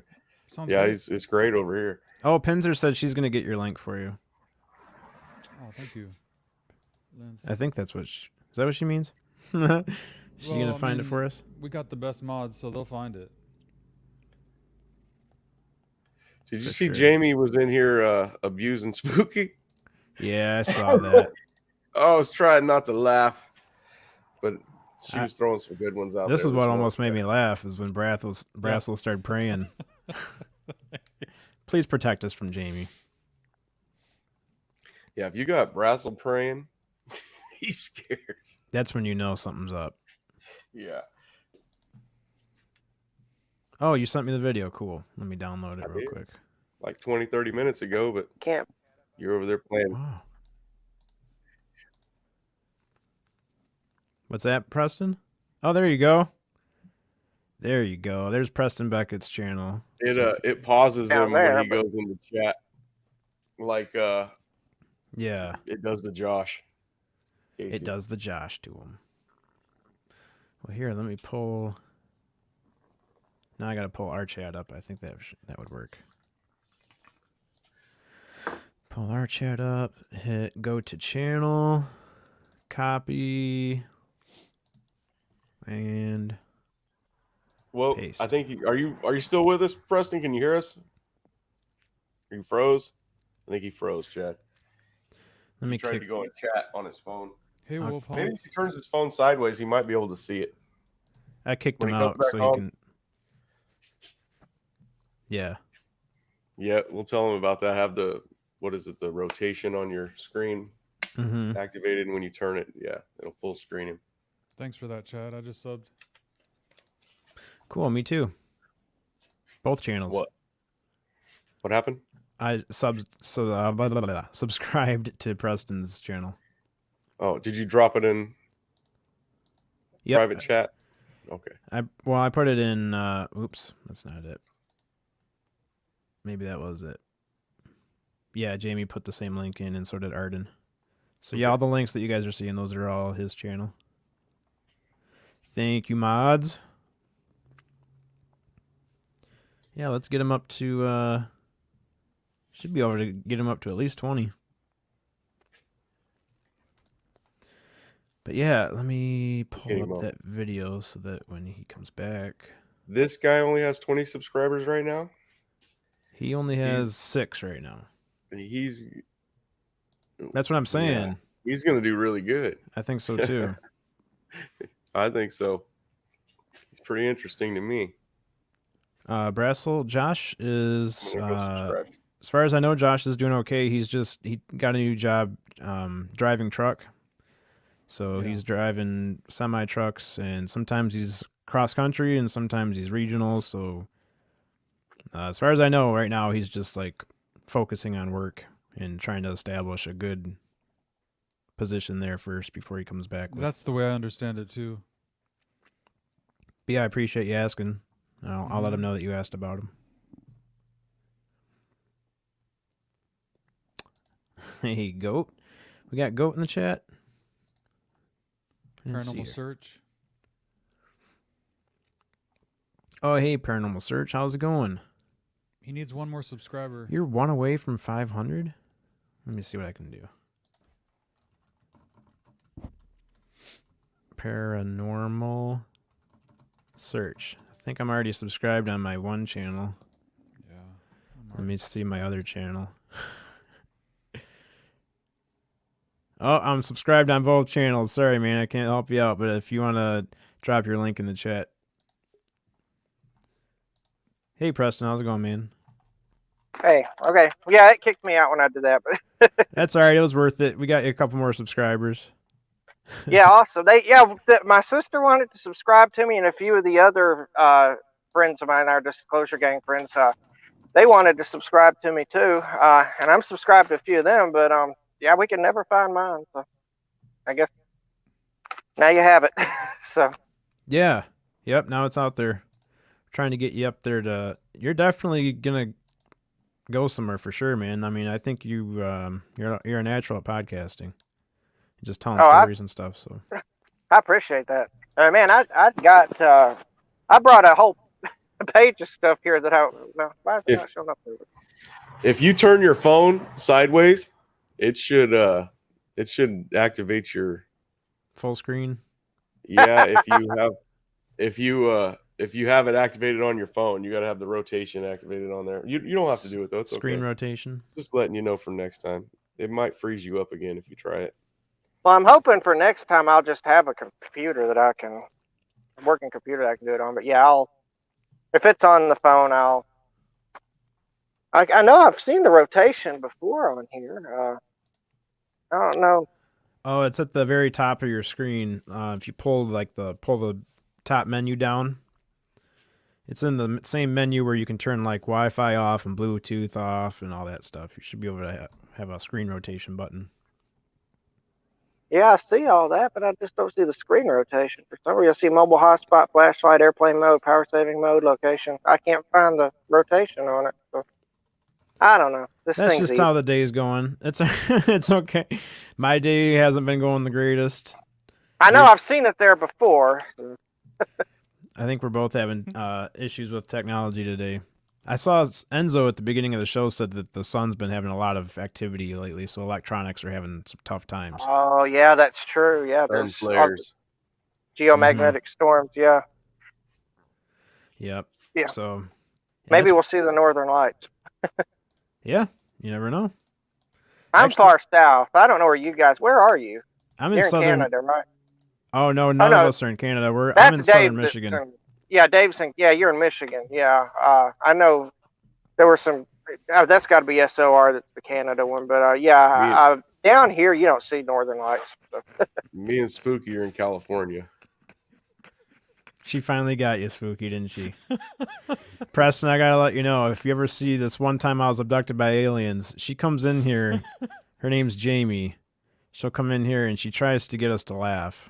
Mainly Spooky. You She don't tries to try. get Spooky to laugh. She breaks me. She actually makes me laugh. Mm-hmm. Spooky's been doing really good Oh, yeah. lately.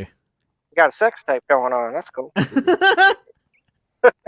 Yeah, funny. My wife's name is Jamie. Jaime. She spells her name like that. Oh, okay. Well, just so you know, a lot of our first-time guests end up getting invited over to that channel for something that they call butt stuff. That's what their show is called. Mm-hmm. So if you get invited to do butt stuff, that's all. It's just Jamie and Bree. They do a show where they check out UFO videos on Twitter or on TikTok, and it's up to the guest, which would be you, to decide whether it is real or fake, or if you need more information. Oh, that's interesting. Okay. So it's a really fun show. It's really cool, and it's actually pretty legit.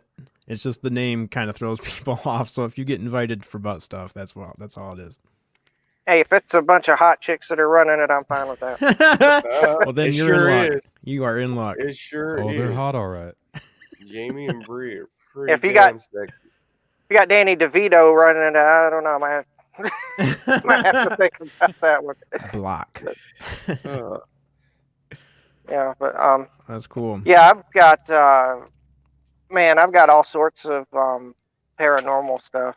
Yeah, I don't want to. Yeah, let's go over some of the stuff that you had prepared. Most people don't write stuff down before they come here, but appreciate. I you. didn't know I didn't know if this was just what the like with Dave, those guests on his show, they come, I didn't know how laid back this. I mean, I've seen a few of the shows, I've watched some of them, but I haven't. I'm like, yeah, I didn't like if there was like how Dave takes breaks, like at the hour and Mhm. everything. If this was one of those things where you all take 5-minute Oh, breaks no. or whatever. no, we're not. So- We're not lazy around here. Sonny doesn't let me take breaks, man.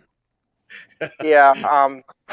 If I gotta But, take a break, the other two cover it, and if one of them have to take a break, then I gotta cover it. So we just keep on going for 3 hours.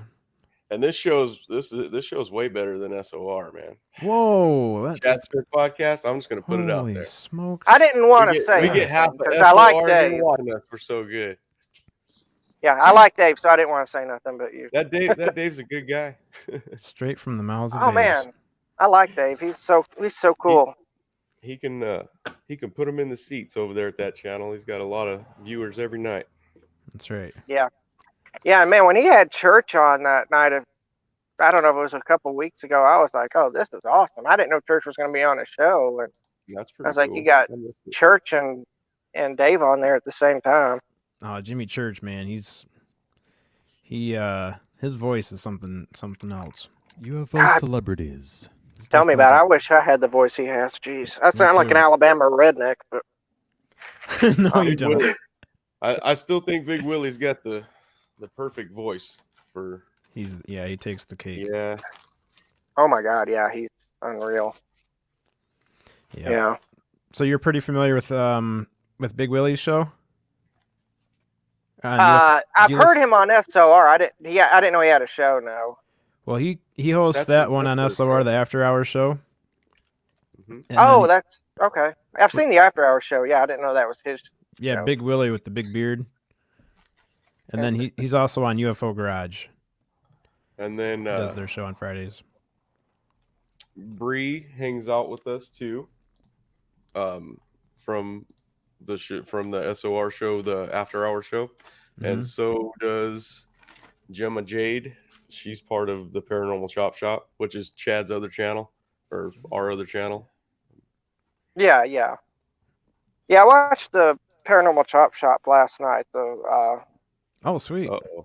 The one that had the two guests that were saying they borrowed music. A friend of them let them borrow music and then turned around and they turned around against them and said that they were using their music wrong and they had to find all new music or whatever. Oh, was that AAP? Yeah. Yeah. I couldn't think of the name for some reason. But yeah, that's sunglasses. What it was. Bam. That's another good guy. You need to get to AAP's channel, and if you go to his show today, you'll probably have 30 more subscribers by the end of his show. He'll really blast you out. That's what they do. They share. Hey, you know who I saw yesterday on YouTube? Fluffy. Fluffy was back on. Yeah. Oh man, I'm gonna have to go check that out. Taro and T. I told him yesterday we need you back on the shop, and she said yes for sure. Oh, cool. Yeah, maybe I'll wake up this time and I'll stay awake for that one. Yeah, Chad, you missed a good one. See, Preston, you're not the only one that was late to the party. Good. Bald and bonkers. I was real late to that party. I was late, and so was Sonny, and Spooky. Spooky had started a show by himself before, and he was just sitting there like. That was so awkward. I came in 10 minutes late, and Spooky was just sitting here with no guest or anything, and I was like, "Why did you go live, Spooky?" And she was the best guest, man. She was fucking awesome, man. It was a good show. She saved the show. Yeah, that's cool. When I found out that she was just cool about it and forgiving. It's always cool to have forgiving guests. Oh man, her stories about working in the funeral home. Oh, amazing. That's cool. I need to go back and watch that. So hey, Preston, what do you have next on your talking points that you wanted to talk about? Yeah, I can get to my very first paranormal experience that I had, which was this was 1994, so I would have been 10 years old. I remember the date. It was June 1st, 1994, and there evidently is significance to that date because something happened a year later on that date. Well, same thing happened, but so I was out for summer, so I wasn't in school, and my mom would go to work. My dad was he was disabled at the time because I mentioned he had congestive heart failure. So he was at home, but this was it was early in the morning. It was daylight at this point, but I was asleep in the bedroom by myself. And this woke me up. It's not like I was already awake. This woke me up. Zach, well, actually, okay, I just gave away that my name's not Preston. It's Zach. So they whispered my name, Zach, and I, first thought was that my mom, but no, my mom's at work. Didn't really sound like my mom. And I got up and looked around, and I was like, I gotta be hearing stuff. And so I went back to sleep, and just as I put my head on my pillow about to fall asleep again, it was more direct. It was Zach, like an alert. And I just popped up and I looked around, and at this point, hair standing up on the back of my neck. I'm like 9 or 10 years old, and I got up, I threw those covers off me, and I ran out of that bedroom as quick as I could, and I didn't go back in there. My dad's like, "What's going on? What's wrong?" I said, "Something in there said my name," and he's like, "What?" And I said, "Something in there whispered my name," and he said, "There's nobody in there," and I said, "Well, there was." Something said my name. It was like right up to my ear, and so I didn't sleep in that room for about a few weeks after that, at least. I don't recall anything of significance happening again until the next year, June 1st, 1995. And I had vaguely remembered that the incident, the first one, happened on June 1st. So I had a friend who was actually sleeping over with me that night. And he was crashed out on the couch. And at this time, I was just coming out of unconsciousness into consciousness from being awake, or from being asleep going into being awake. And I heard it again, the same, and I'm like, oh no. That time I said, I got to be imagining it. And then just like the year before that, the second one more intense. And I just looked, and I shot out of that room. I was just like, it. I went into the bedroom, and I was like, it happened again. It happened again. It was on June 1st.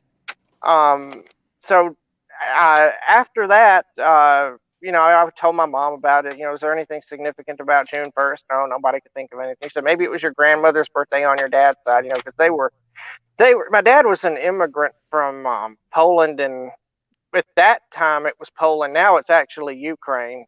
He was born in Lviv, V-E-I-V. You might know that town because they're in the news right now with the I do know. Russian. Yeah. Yeah, that's the town he was born in. So his parents were killed by the Russians when they were invading at that time. So we didn't know a lot about my parents on my dad's side.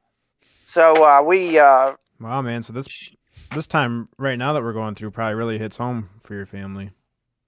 It does for my mom and me. Yeah, like I say, it was just my dad. There was nobody left when he came over. It was just him. He's the only one that survived. He was sent into a heavy water concentration camp, and if I understand the story correctly, if I'm getting this wrong, it's not intentional. Of course, how are we going to find out? But he got out from under a fence. They let him live because they thought he was old enough to do labor. Huh. So he got out from under a fence with one or two other people. They ran and through a bunch of woods and stuff, and they found, luckily, some villagers or something that let them stay there till an Allied convoy came and picked him up, and he ended up going to living in Norway for a while after that, and then came over to America. Wow. Never saw his parents again. They were killed. They were killed the day he was captured, pretty much, is what we think. But we didn't know when her birthday was or anything like that. So my mom thought maybe that was your mom on your dad's side, that's her birthday or something, but we don't know. But anyway, so that's when I was young. Then when I got into my late teen years, I'd say 19, 20, something like that, I started sensing strange things were going on. Like I wasn't alone. I wasn't necessarily seeing anything, but just like, weird stuff, like stuff would disappear, reappear somewhere else. I'm not like looking like you see it disappearing. I'm talking like, you put something somewhere and it's not there. And then, you look somewhere 10 times and then all of a sudden when you're not looking for it, it's where you look 10 times when you were looking for it, things like that. And, but I got to starting to hear noise, and I started hearing the whisper again. At first it kind of felt like it, or sounded like it was in my head more than out in the space around me. But then it began sounding like it was out in space around me. I'm like, oh my God, I call her she's back. And my mom was like, what, when you heard your voice when you were a kid? And I said, yeah. And so I was older at this point, and I started kind of experimenting more. I'd watched who hadn't watched Ghost Hunters? I mean, this was about the time that Ghost Hunters was really starting to take off and things like that. So I was trying to kind of figure out what it was. And this was, by the way, in a different city than the one when I was a kid. When I was a kid and I heard the voice, that was in Montgomery, where I was born.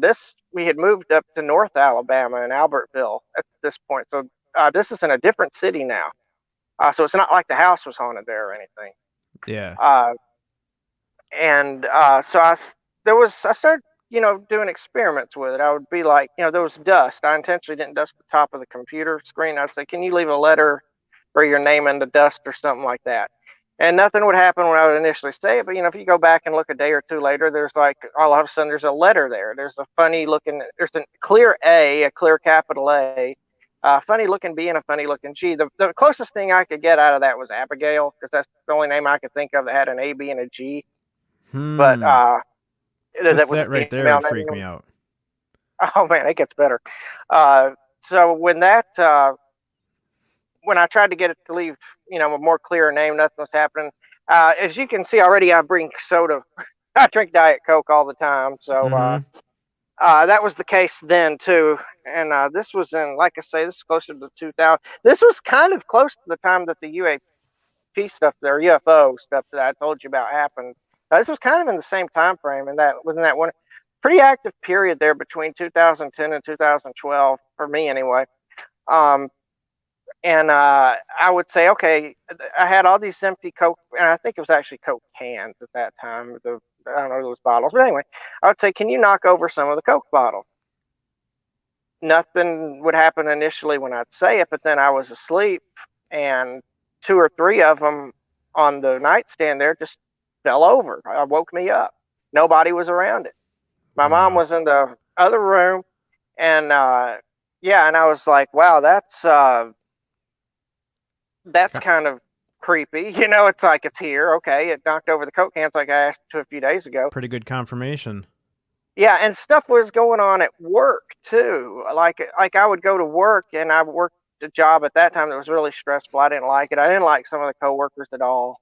They were given, it was just one of those, places where everybody bugs you for silly things. So when I would get angry or something, something weird would happen, and the coworker started noticing this and poking fun at me about it. And like a metal tray would go right off the counter there that the fryers were on.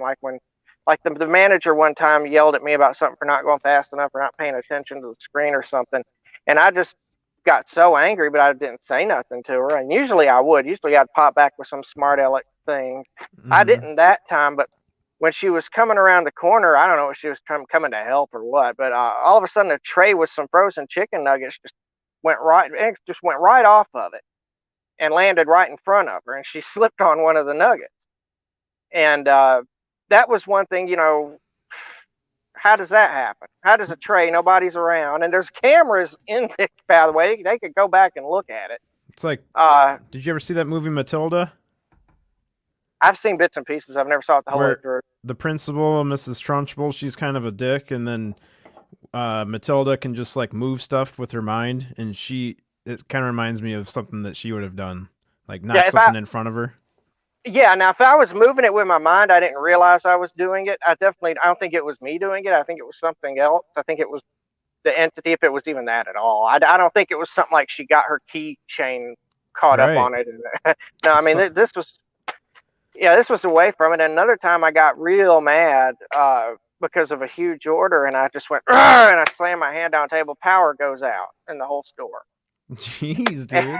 And it didn't come back on for like 10 or 15 minutes. Nobody knew why. So then every time after that, like this is where I said they kind of poke fun at me when something like a big order or something crazy would happen. They say, hey, Zach, make the power go out, make the power go out. And I'm like, well, I'm trying. I can't do it when I'm trying. It just happened that way that one time. Yeah. But back to the part of it, the apartment side of it where I lived. I told you about the Coke cans falling over. About that same week, I was asleep, and same bed, next to the same nightstand where the Coke cans were, whatever. And I am I'm out. It's not like I'm awake. I am asleep, and I feel this pop, a hard pop, not like a small tap. I mean, almost like it had fist impact to it on my forehead. I didn't know if my mom had popped me. Is that Dr. Pepper? Yeah. Dr. Pepper. I didn't know. I like Diet Dr. Pepper, but I'm addicted to the diet stuff. I don't know why. Call me crazy, but I'm addicted to the diet stuff. Me too, but it's got to be Coke Zero. It can't be Diet Coke. Yeah, I've tried. I like Coke Zero. It leaves a funny taste, though, in my mouth. It leaves an aftertaste for some reason. The regular Diet Coke doesn't do that with me. But anyway, like I said, it popped me in the forehead, and I got up and looked around. Nothing's there, and so I went, and I was like, that hurt. So I went to the mirror, and I looked, and I had a red bump. It was above the right eye right there. It wasn't like anything crazy. It wasn't bleeding or anything. It was just a red bump. Something impacted me there. And that got me upset at that point. It's turned into, at that point, it was not more of a curious fascination anymore. Like, okay, what are you doing and what's your intention? Something's 'Cause physically, in interacting yeah, I with didn't you. like that. I didn't like being hit. I didn't like that at all. And Well, because at this point, I mean, up until this point, it's been like a positive. It's almost like it's on your side, especially exactly. with the chicken nuggets thing. And it's like, haha, my ghost just hooked you up or just hooked me up. And then now all of a Yeah, sudden it's turning into, it's like more against you instead. it's exactly right. Yeah, I wasn't gonna say it that way, but yeah, you said it. That's basically exactly. And there was more stuff than the chick. I mean, I could. There's probably 2 or 3 things I'm not thinking of off the top of my head, but yeah. So I had and somewhere I've still got this phone. This was 10 years ago, but somewhere it might be in a storage room or something. I've got this phone where I was listening to ghost hunters, and they were saying that you could do if you just had a normal voice recorder on your phone, you could try to do. It's not going to be as good as their stuff, but you could try to get, you know, talk to and see if you hear an EVP or something. And I did that.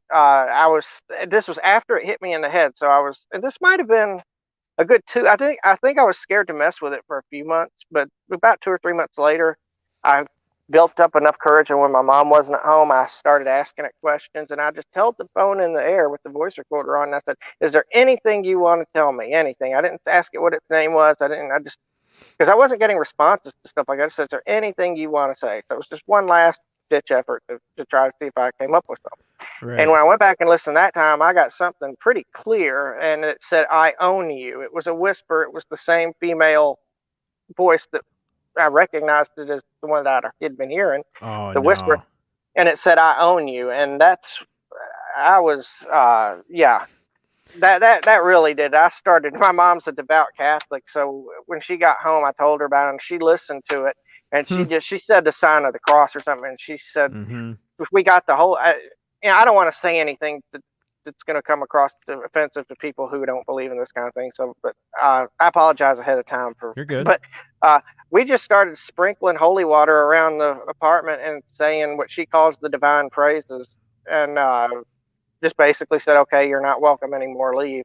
Right. And for a while that worked, and then sometime later, things kind of started happening again. It wasn't as much of the stuff that you could actually measure, like Coke cans falling over and hitting me in the head, but more like the voice stuff and the feeling that something was, there. Mm-hmm. And so I was asleep again, and I heard a distinct goodbye in my head. I heard a goodbye. Really? And I popped up. Yeah, and I've heard it more in my head than in space. Sometimes you can hear the whisper in space. Sometimes you hear it in your head. This time I heard it in my head, but it was a goodbye. Distinct, kind of sounded like a young female goodbye. Mm-hmm. And I popped up and I said, "Hey," and my mom was in the living room, and she was sitting there reading a book or something. And I said, "Hey, it just said goodbye."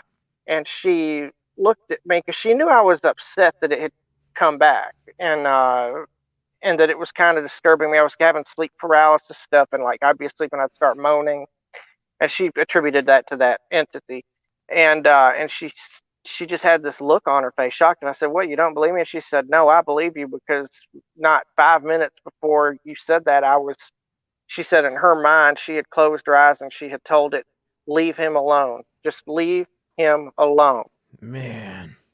And don't go away and don't come back.'" And we heard, and that's about 5 minutes later, I pop up and said, "I heard a goodbye." Wow. So that was chilling for her. So she believed then. If she didn't know beforehand, she knew then Mm-hmm. that there was something to this, because she had asked it in her head to back off and leave me alone.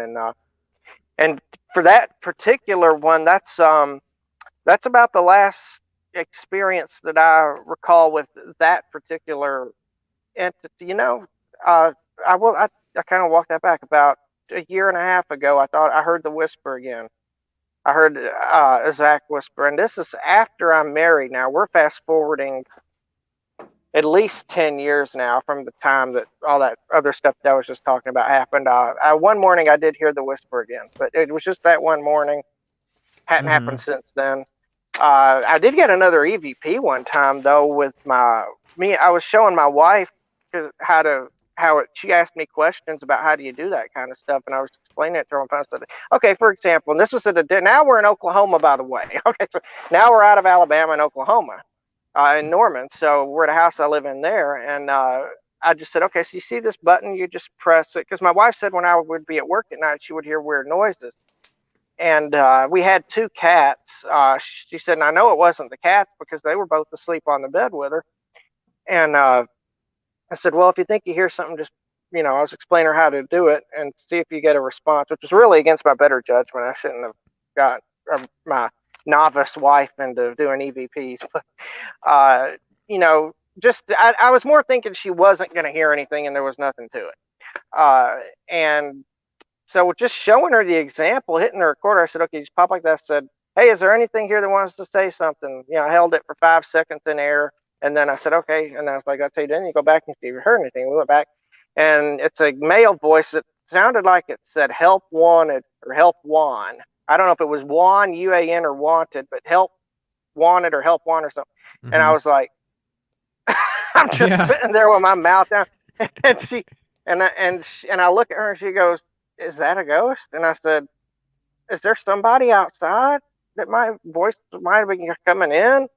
And nothing there. And then we tried doing it again 2 or 3 times, saying, okay, is there something there? Is there something there? Didn't get any response those 2 times after it. But yeah, that first time.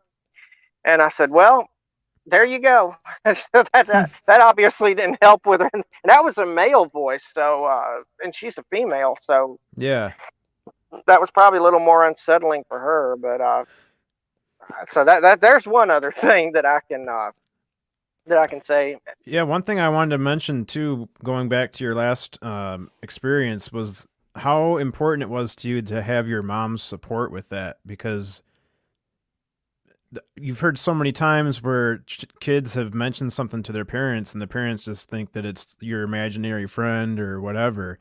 But to have your mom's support with that and to have her recognize that you were going through that kind of stuff must have been very relieving. Yeah. Well, and the 2 things helped with that. I think, we've always had a close relationship, especially, my dad was ill when I was younger and he died. That obviously we went through that together. So we have a pretty strong bond from that. So she's always, been, even today, I'm 37 years old. She lives with us here, but not like, she lives with us technically in the same apartment, but it's kind of a duplex type thing. It's separated by some stairs and a living room, and her room's back on the other side, and she pays a separate portion of rent. So technically, she doesn't live with us, but she does live with us. She's like right across the stairs. Mm-hmm. But yeah, it was very important. I think the age helped with that. It wasn't like I was 11 or 12 at that point. I was like, I think 20, 19 going on 20, or it could have even been early 20. What was 2010 to 9? I was born in 85, 2010. Wait a second, that's 25. So I was an adult then. I was an adult then, and so obviously, yeah, that helped. And when you're an adult and you're having experiences with a female entity, it's kind of be awkward to tell your mom about that. You're like, well, I want to tell my mom about that. Right. But eventually, curiosity got the better of me. I asked her if she started, seeing these things like the cans falling over when you ask it to and things like that, and I think she generally believed it, but she didn't want to push it too hard. But I think when the sleep paralysis type stuff started taking over and she would hear me moaning in my sleep, I think that kind of really did it. And then of course, when it said goodbye in my head, right after she told it to back off and leave me alone. And of course there was the holy water. Well, that was the kicker was a couple months earlier when I showed her the I Own You EVP. That's what really got her into it. So she knew then, because she knew it wasn't her and she was the only other female that lived there. Right. So we did the whole holy water thing, and then it came back after that. And that's when she told it to leave in her head. But yeah, I think the age helped with that. Being an adult, I wasn't a teenager; I was an adult at that point, and then she obviously started having the same experiences on her own too. So it was definitely helpful. I don't know. It's interesting. That's a good point. I hadn't thought of that. I hadn't thought to think what would have happened if she hadn't have been around. How that would have progressed. Oh man, yeah. Some people have real bad issues with that. Like, your parents are the ones that you're supposed to go to when you have nobody else to tell anybody. You know, when you have an issue, you're supposed to be able to go to them or police officer, a counselor at work, or somebody that, you know, there's a list of people when you're a kid that you have, like, I can go to these people when I have something I want to say.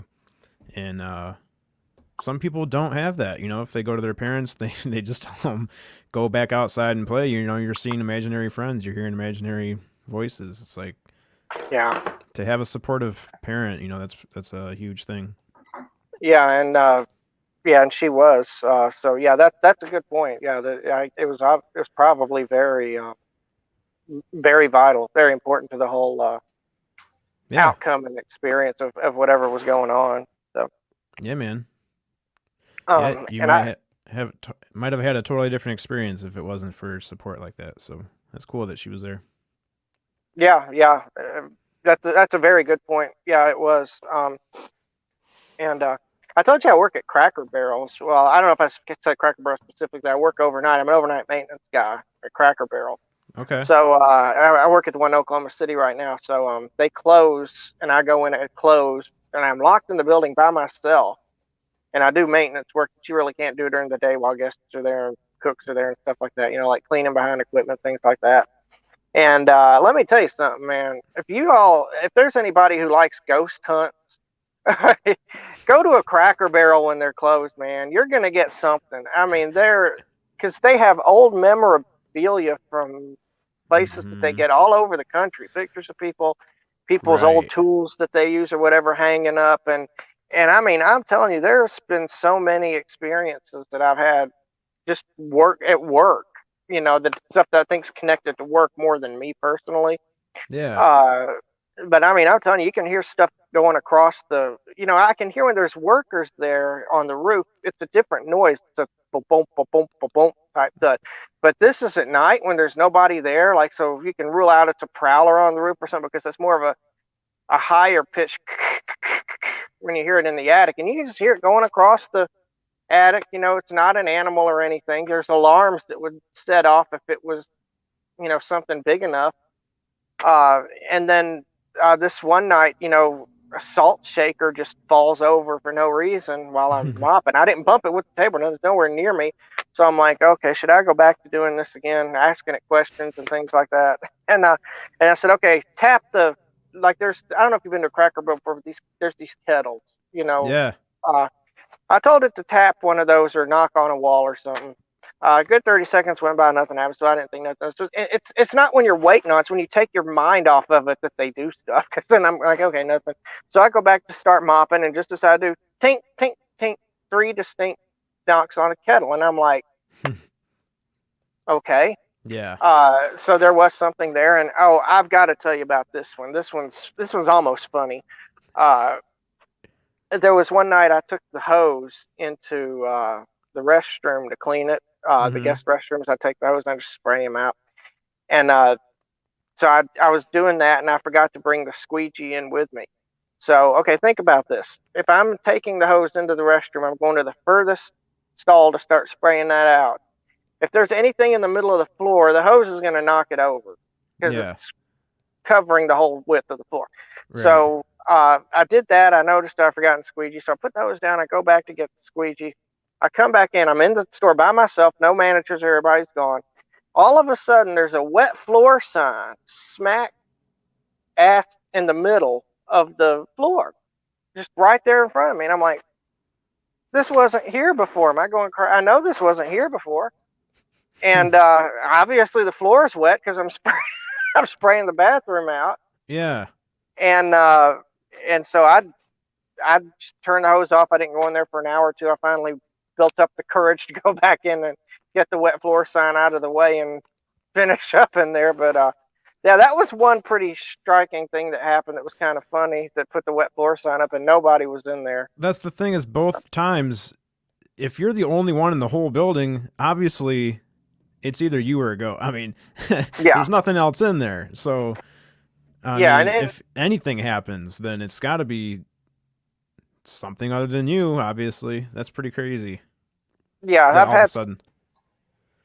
Yeah, and you know, you'll hear whistles and things like that. I've seen a dark figure too from time to time, you know, and this could be one of those things where, you know, if you're just, you could say you're seeing things because it never happens like when you're staring in a spot waiting for it appears. It's always like when you've got your mind off of it and you're doing something else. But there's been several times, at least 3, I'd say, where I've been, mopping or I've been walking to sit down and eat, and I'll see a figure just coming, and it's like, it's not a split second thing. I mean, you'll see the movement, and then when you look at it and you start to register it, then it's not there all of a sudden. I don't even want to say it disappears because you don't actually see it disappear. It's just like it's there one second, is gone the next.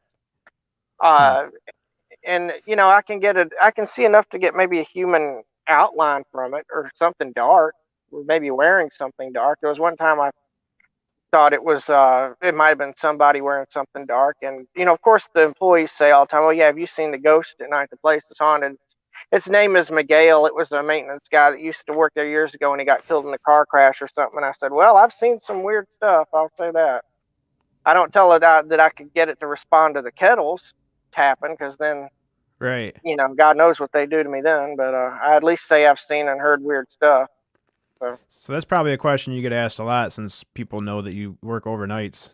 And Like, there's hey, other you ever people. seen anything when you're in there by yourself? Yeah, and the answer is a hell yes. And there's other people, like on nights that I haven't worked, like on my off nights, that they've seen and heard stuff too. There was one guy that said he actually saw a woman running from somewhere. It would have been when you're just walking into the door of the cash stand area towards the bathroom. He said, "Have you ever seen that?" And I said, "No, I've never seen a woman running, but I've seen stuff." Yeah. There's been other people to verify that stuff. Our local Big Boy restaurant is haunted. I've heard a few times. The last time I was in there, I didn't have the podcast then. It was quite a while before I had the podcast, but I do remember asking one of the waitresses, like, "Hey, you guys ever see anything in here when you're in here by yourself?" And all of them swarmed me. They're like, "Yeah, I see this and I hear this, and one time this happened, and when we're in here by ourselves, sometimes this gets knocked over." And I'm like, "Whoa." So now that we're talking about that, I'm actually just now remembering that we had that conversation. I might have to go back there and ask them to come on the show. Yeah, they do this Preston Steve sparkling invisible shifts of air. Actually, come to think of it, yeah, I think I have seen a few times where it looked like there was I guess sparkles is a good way to describe it, or kind of, I don't know. Yeah, sparkles is a good way to describe it. Yeah, just something kind of Like a shimmering. it's shimmering in a misty type fashion. A few times. Again, it's it's out of the corner of your eye type stuff. You don't know once you register what's going on. It's not there, so you can't really put your finger on anything. But yeah, now that you mentioned it, I have seen a couple things like that. You're using words that a lot of other people have used, like shimmering and the other word that you just said, shimmering and misty, sparkling. Misty. Yeah, mist and fog. Everyone kind of uses those same type of Yeah, terms. it seems like the sparkles are kind of enshrouded in a mist or a fog, something like that. Yeah. I've seen it a few times. Yeah, I don't know what to make of it, but yeah, I've seen it. Yes. Yeah, I think she said, "Thank you, Preston. I see those too." Weird, ain't it? Yeah, and the crazy thing is, I know there's more stuff. I'm just not thinking. When you're right here, where you're somewhere where you can talk about it, all of a sudden stuff's not coming to you. But I know there's been more stuff than that I've seen. She says, "Pinprick-sized glitter, misty shadows shimmering." And yeah. She wants to know if you've ever seen an orb. Just the only orbs that what I would describe as orbs that I've seen was the UAP stuff that I talked about earlier, like the one the night before the tornado, and the one that I saw with Tim that just disappeared. Those are the only what I would describe as orbs. From a paranormal or a ghost entity type standpoint, I don't think I can say that I've seen an orb. But definitely the misty, sparkly stuff. Yeah. Well, keep an eye out for orbs, because I think that's the next step. I'm telling you, yeah. People say that the weird stuff happens when I'm around. So there's people that picked up on it and seem to think that it's, maybe that antenna type thing, whatever. But. Exactly. Yeah. What about synchronicities? Do you see repeating numbers a lot or anything? Oh my God! I can't believe I didn't mention this sooner. Yes, That's usually step one. Step one is usually synchronicities. And I have to get into a sad, depressing story, unfortunately. But man, boy, do I have the 111s and the 1111s have been crazy lately, and it never used to be the case. Just in the last year or two, and Mm-hmm. the importance about the 111s for me and was me and my wife were expecting a daughter in 2014. She was 7 months pregnant, and we lost her. She the cord got wrapped around her neck, and she passed. I'm But sorry to hear that, man. yeah, it's just it's one of those things. And God, that was a crazy day, because not only that, same day my mom's 16-year-old retired health services dog died too. And man, I loved that. That was the dog I told you about that I got out of the tornado. He died that same day we got back from the hospital, and we knew the dog was sick, but it died. And I mean, let me tell you, between the dog and losing her, the dog was not easy. I mean, it was not easy at all. That was a painful loss. Yeah. And the daughter, losing her was just more trying to block it out and keep it out of your mind. But I actually mourned the dog. And anyway, that was on January 11th, of 2014. I've tried to every time, and it's not been often up until a certain point recently that I've seen those numbers. I've tried to avoid it because I just don't like that number. I don't like 111. I see it; it brings you back. But exactly, yeah. Man, just all of a sudden, it's just like in the last year or two, it's like every time I look at the clock, or every time there's a timer or something, there's 111s everywhere. It's not just, from keeping up with the UFO and the what's the word I'm looking for? The phenomena. Not, doing all the studying with the phenomena I've been doing. It's been happening on its own, like not when I'm looking at stuff, just like in the car or at work, everything's either an 1111 or a 111 now. And I've gotten so used to it now. Now I portray the 111 as a good thing. It's like, okay, well, that's the dog. This is funny. Your dog looking over you.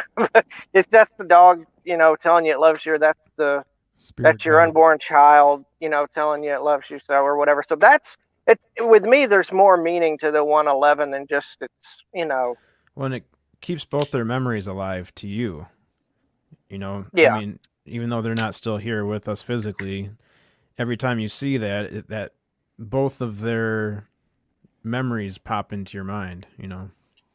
Yeah. All these things are meant to happen. There has been so much with the synchronicities, especially with the 111th one. I mean, I could, I could go on and on about that. They get real crazy the more you pay attention to them.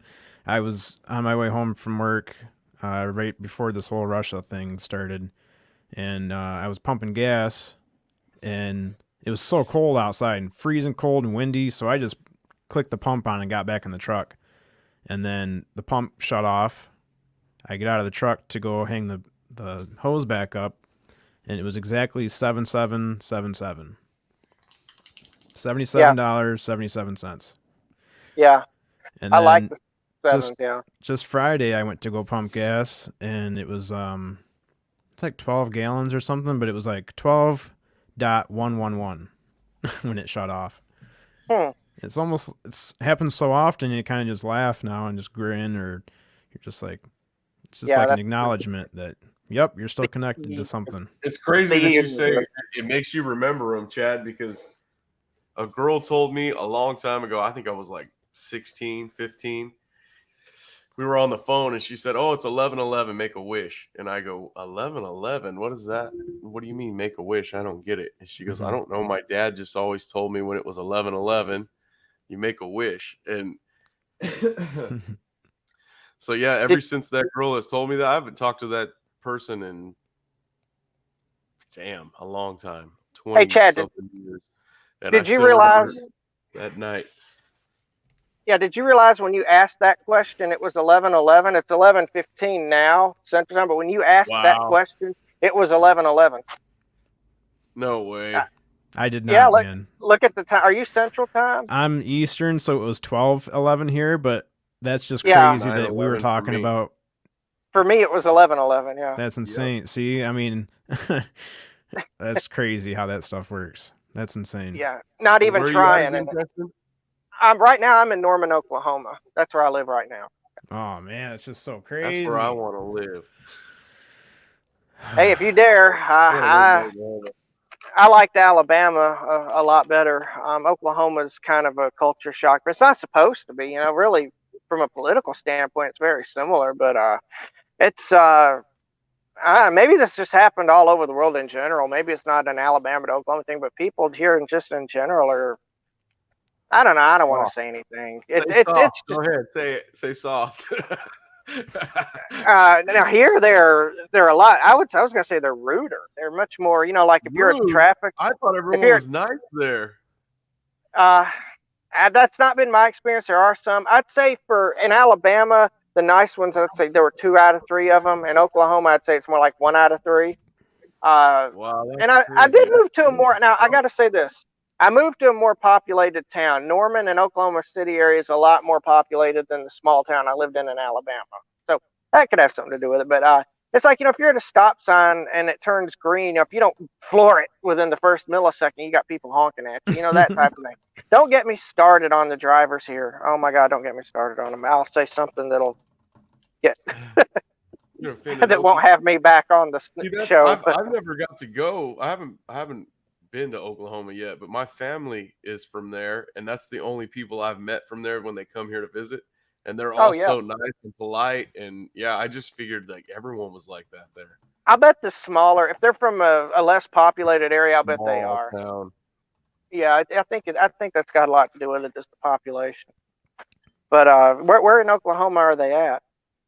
I don't remember, but I know it's small because the guy's name is Justin. It's Justin Conway, and he came down with his dad. His dad was the sheriff in the town they lived in, and there was just him and 2 deputies. So he was the sheriff, and he had 2 deputies, and that was it. So it's a pretty small town. And then they told me that they drink. I asked him, what do you guys do there if it's that small? What do you do all day long? And he told me we just drive around and drink CLs. And I was like, what the hell's a CL? Because it's Coors Light, man. Coors Light. Yeah. So that's all I could picture was a bunch of cops driving around drunk, and everyone was all happy and nice. And that sounds Silver bullet. Yeah, I can see that. Yeah. I can see that. Yeah. Diesel girl wakes am up. I was gonna say she says she wakes up at 3:33 every night. Yeah. Another one for me it's not got repeating numbers or anything, but 317. I get a 317 all the time. Now that was my dad's birthday, so I think that's why that happens. But I get a lot of 317, a lot. I think there's the 1111. I always thought that I just noticed that because of what that girl told me that night, but it pops up all the time. I'm like you guys, I see that all the time. For me, it's the and that's how it was with me. I started obviously with the connection to the losses I had, but I was trying to avoid it. But when you're watching these shows about the phenomenon, you see like the Alien Girl 111, and you see the people relating to 111 everywhere, or 1111. You see it more, so you're like, okay, well maybe since I'm seeing it more there, I'm just noticing it more, in your life outside of that. But no, it's too obvious. It's too often. I mean, there was one week I went where I think it was literally every time I looked at the clock was 111. And I think, and I made a comment. I don't know if to Alien Girl 111 one time, she probably doesn't remember this, but it was on her, she's left I think it was on January 11th. She left a happy 111 day or something. I can't remember exactly what it is. I have to go back and look, but I said, I said something about 111, and then I went back and looked, and the tweet that I gave her had 11 likes, 1 retweet, and there was something else I can't remember. But anyway, it was 111. If you looked at it was, and I pointed that to her, said, hey, look, this is all 1 and 11 down here on the likes and on the retweet. And she just gave a surprised face, like, wow. So You know, it's like, and just like with you asking at 11:11, you know, you sit there and talk about it and it happens. Yeah. Well, even Crazy. just last night coming in from my lunch or my break, I was walking in. You walk in and there's a time clock right there by the door.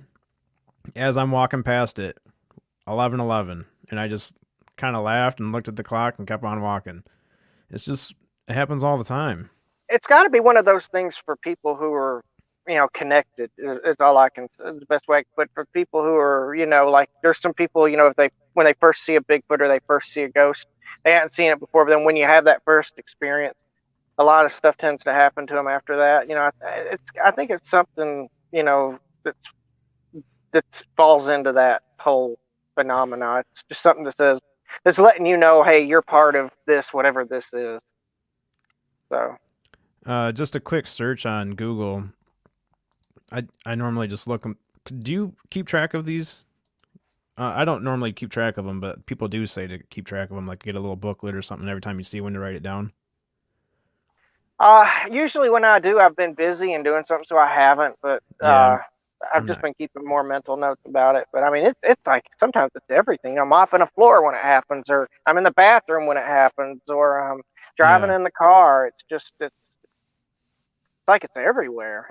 Uh, this says Angel 11 or Angel number 1111, meaning we're surrounded by numbers all the time. We receive a variety of spiritual messages from them. The number 1111 is one of those numbers. It's a powerful number. Uh, I thought it said something about it's like the most significant. Um, this is one of those websites that they give you a tiny little piece and then they give you like 14 ads and then a little bit more. This one says it's one of the most powerful messages your guardian angels can send you. And while it has many different meanings depending on your situation, it is usually associated with creativity, motivation, and innovation. It suggests that your prayers will be answered and aspirations achieved. So it's kind of like you're on the right path, you're moving in the right direction. Um, and that's what I yeah, thought 111 was too. So I think if you see a lot of ones, it's like you're on the right path. Whatever you're currently doing, you're on the right mission. So it's like, keep going. We're watching over you. That kind of message. and I've always felt like, you know, I want to do so much bigger than be a maintenance guy in Cracker Barrel. You know, I do it because I don't want to say I'm antisocial, but it's so rare to find a job these days where you can be on your own, locked in a building and do your own thing at your own pace. You know, Mm-hmm. if you get sick or you get a headache, you know, you can take a rest in a corner or something. Nobody's there to say, hey, get your butt up and start working or something. You know, it's Yeah. so there's so many little things that people probably don't think about that are positives to working tonight. You know, the traffic when you're driving to work, there's less traffic. On the few days I do go in early, like around 5 or 6, I can't stand it because the traffic's so crazy. I'm like, how do people do this every day? Oh, I And know. at 10 o'clock at night, you know, you're just gliding down the road. You know, it's no big deal. There's I'll give you a funny one. Private people I don't think of that much. There's not as many bugs at night in the summertime. You know, and you don't have to deal with that. So it's just there's so many little perks to working at night, and plus you get paid more of it because nobody wants to do it. But I've Yeah. always thought that there was something more there's. I was when I came to Oklahoma originally, I was majoring in meteorology. I had gotten my basics done in Alabama, and I came over to do meteorology in Oklahoma. I was going to finish up my junior and senior year here, and I this was right around the time that they were really starting to crack down on the student loans and stuff after the 2008 crash, and but they basically they didn't give me enough money. I ended the semester one year with a $5,000 balance. I had good grades. My grades were fine. That wasn't the problem, and it was the money. And when you end the semester with a balance, you aren't allowed to re-enroll the next semester, and you have to pay it off before you can. Well, I couldn't come up with $5,000 in 3 months, so I basically got to the point where I couldn't re-enroll, and it just then you have to start paying back on student loans shortly after that, and that cycle just it fed itself, and here I am. I'm a maintenance guy at Cracker Barrel, but yeah, I've always wanted to do so much. I've always just kind of felt incomplete and wanted to do bigger things. You know, I can relate to that, man. but then at the same time, I'm also happy with where I'm at right now. So it's kind of I don't know that happy's the right word. Fortunate, maybe. Like, hey, it could be worse. You could be working during the day with all these yahoos. I think you're starting to find your bigger, because I was in the same situation. I'm on my, what is this, like 15th year of working midnight shift, I think. Between 12 and 15 years I've been on midnights. And for the most part, for the first 4 or 5 years I was with people. I was working with other people, but now it's kind of the same situation you're in, where some nights I might be the only one in my area, or I might be only one of 4 people. And even with those small numbers, I generally work in my own little area of the building. So Yeah. I'm kind of in the same boat. And before the podcast, I was kind of the same way, where it was just like, what am I doing? Just working and coming home, working, coming home. Like, what else is going to happen in life? And then Exactly. I got into this community and just started meeting all these cool people. And these are all people that once you know them for a week, it feels like you've known them your whole life.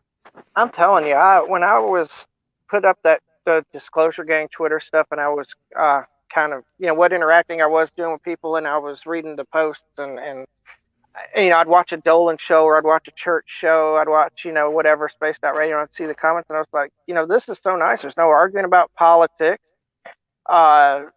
Mostly now I have just in the last few months started picking up on some of the UFO Twitter foolishness, but I mean, yeah, I was surprised just how there's none of this crap here that you hear that has people arguing all over the rest of the stuff the rest of the world outside of the community, and so I liked it for that reason, and it's nice that you can talk about this stuff and it's not shunned upon or something like that. Yeah, people aren't laughing at you. Yeah, there's such cool people too. It's really it's a really interesting find.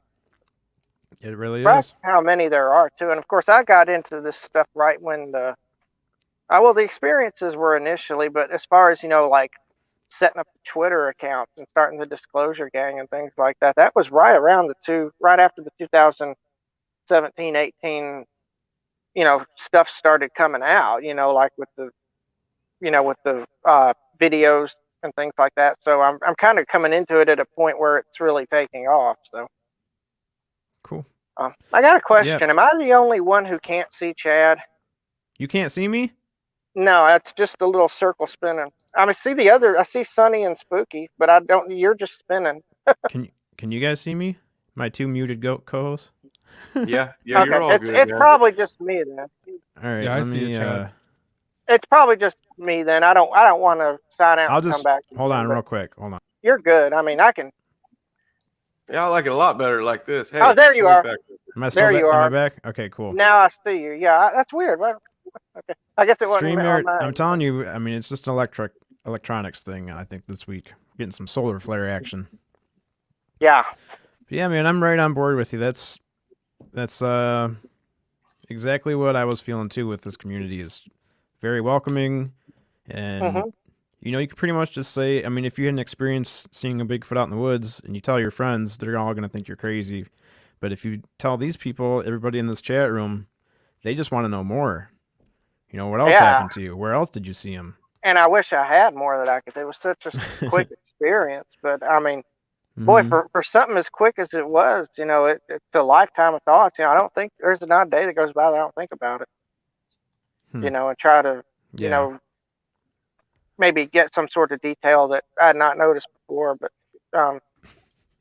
I've been looking for some again. I hadn't seen any. Of course, I don't really live in a wooded area, but that's what I was laughing at. Yeah, it could be Alex. It is the Russians. I wouldn't doubt it. Damn Russians. Sons of bitches. Yeah, they're not doing anybody any favors. No. So what's your plans right now for your channel? Do you think do you want to do like more of a like a scheduled podcast, or do you want to have just people come on there and tell their experiences, or because you can't be done now. Now this is just the start, man. You got to keep it on going. Yeah, and my schedule is well, you know it, Chad. You work nights, so it's it can be, It's you know, hectic. it can be a ton. But yeah, I really do. I want to, let people. I'd love for people to, say their experiences, or and I don't want. I tell you something else, and I preach this a lot on my Disclosure Gang post and stuff. I don't like people attacking other people about this stuff. If I'm a big supporter. Yeah, I think you should have evidence. I lean more towards the nuts and bolts side than not. I think you should, because you can't. It's like you say, you go out and you say this stuff outside the community. I don't think the rest of the world outside of the community is acclimated enough. But at the same time, I know that because I've had experiences that I can't prove. So I can sit here and tell you all about it, but I don't got proof of it. Right. So I don't Yeah, like, but those people that say you got to get it on footage. I did get something on footage one time. Go ahead. I'm sorry. yeah, what you're saying, man, that's how we feel here too. And the way I look at it is there's a lot of people that come on here and they say stuff that I might not agree with or even believe, but Mm-hmm. as long as you believe it and you're telling the truth, dude, Yeah. more power to you. And we don't let anyone say anything negative about anyone on the show. That Right. Yeah. it's I mean, okay if they don't believe it. They don't have to believe you, but I exactly. like to hear the truth, and I can tell, when you're telling your stories, it's true. That's what you believe, and Who am I so to say what you've been through? amazing. It's amazing to me, man, because I've Yeah. I seen mean, things like you that I can only tell you I seen it. I can't show you. yeah. Yeah. And that's exactly, I've seen some of the attacks lately on people that, like, there's it's just let people say there's if they're coming onto your YouTube channel, your face not face what am I Twitter, posting stuff on your page and you don't agree with it, okay, you can maybe say, hey, I don't want you putting that stuff on my page, or I disagree with you respectfully, whatever. But I mean, if they're saying it on their page or they're responding to something else that they're seeing, and you jump on there and say you're an idiot, there's no proof, you're making the Yeah. community look like asses, no, Yeah, just as let them long as say that's there's. what they physically believe and they're not physically hurting someone else, they're not attacking someone else or saying something negative. That's what they believe. So you should respect Yeah, them enough you don't have to believe it, but at least respect them enough to acknowledge that they do, you know. exactly. Yeah. But yeah, I mean, I'd love to answer your question, Chad. I'd love to definitely get more involved. I wish. We'll see how it works out with the schedule. I hate to make promises I can't keep, but I definitely want to. You know, I'd have to get a computer at least before I started doing any type of podcasting.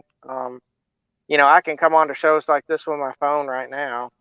Yeah. Maybe there'll be less bumps that we finally, at 9:29 figured it out. But You gotta just keep seven, telling the host, just keep trying with me. Keep trying with me. It'll work eventually. It worked on Chad's show.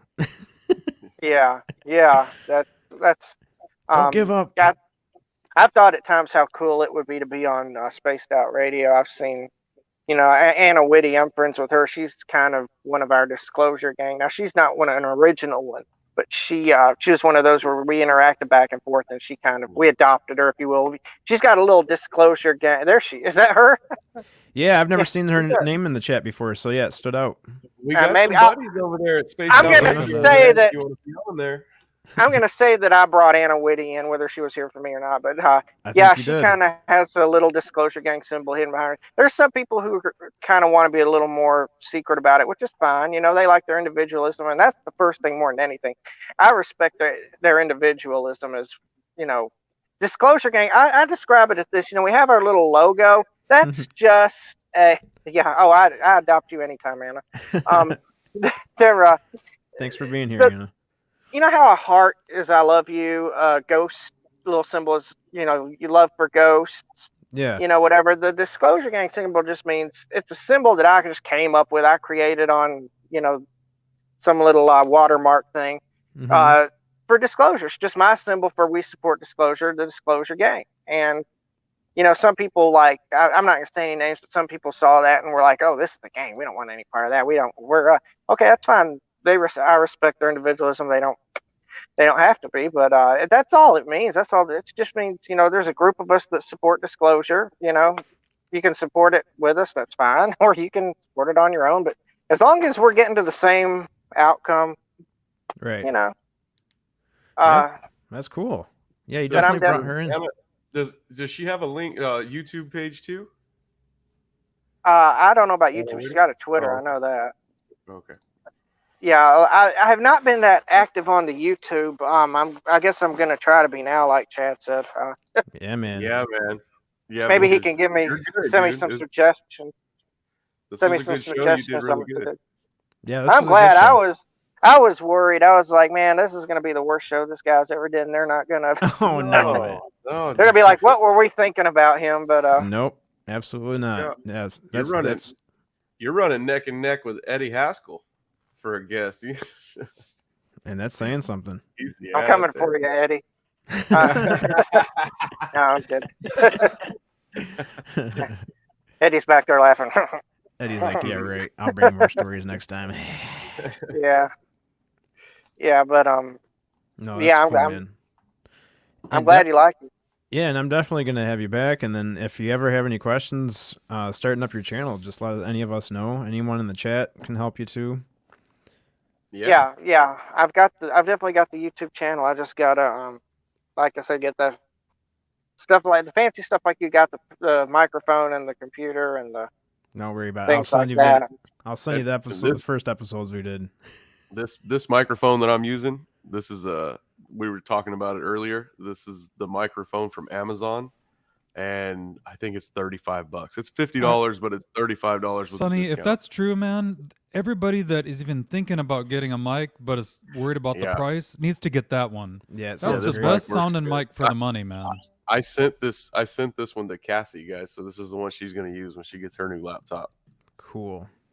Hey, if you want, you can send me a description of what that is. I will. Or something. I'll put it in private chat. I'll go hunt it down right now. Chad, some people were asking in the chat if we would put what kind of mics we're using. Oh, I'll just drop it in the. Yeah, I've always wondered stuff like that. I've never known. These headphones right here, I basically got from Cracker Barrel. They were the headphones that they used in their employee training things, and this one supposedly broke, quote unquote, which it's not broken. I'm using it, but they didn't want it anymore. So I said, well, hey, I'll take that with me. Yeah, for sure. These have been a good pair of headphones. Anything free is worth the price. Yeah. My mic is an EV RE320. Was that Andy that was asking that? Yeah, Andy. I'll send him the link for it. And then the one that Spooky's using is a Shure MV7. In case anybody else was asking. But yeah, I'm sure I'm not the only one who wants to know. Carl says this has been amazing. Yeah, everyone's been really liking the show, so it went really good. Yeah, no mercy applause, please. Oh, I don't have it in here. I appreciate it. Yeah. I've got the BAM sticker. I'll give you a BAM. BAM. Wow, awesome, BAM. Sure. Well, here. There you go. This is freaking me out. How you do one thing one way, but it gotta go the other way on the phone. Yeah, the phone's changed. Make it backwards, doesn't it? The only time I did something like this was for when COVID was going on and you couldn't go out to your doctor's office. I had to do a doctor's appointment like this. So that's the only experience I've had with. And I don't even think that was StreamYard. I'm not sure I don't remember what that was, but right. Yeah. Well, you're doing pretty good. Totally a virgin experience here. Well, I'll show you StreamYard too when we're done, or if you ever have any questions. But it lets you have overlays, so you can pull up pictures. Like you can put pictures up on the screen, like this, or you can do like Sonny sent me that video earlier that totally forgot to play of Bigfoot climbing the mountain. Oh, put it up there if you want. And you can just upload it into StreamYard, and then it's processing right now. Yeah, I mean, when I go back and watch this, I'm gonna dread what I see. For sure. Yeah. All right. So here's the video that Sonny had sent me.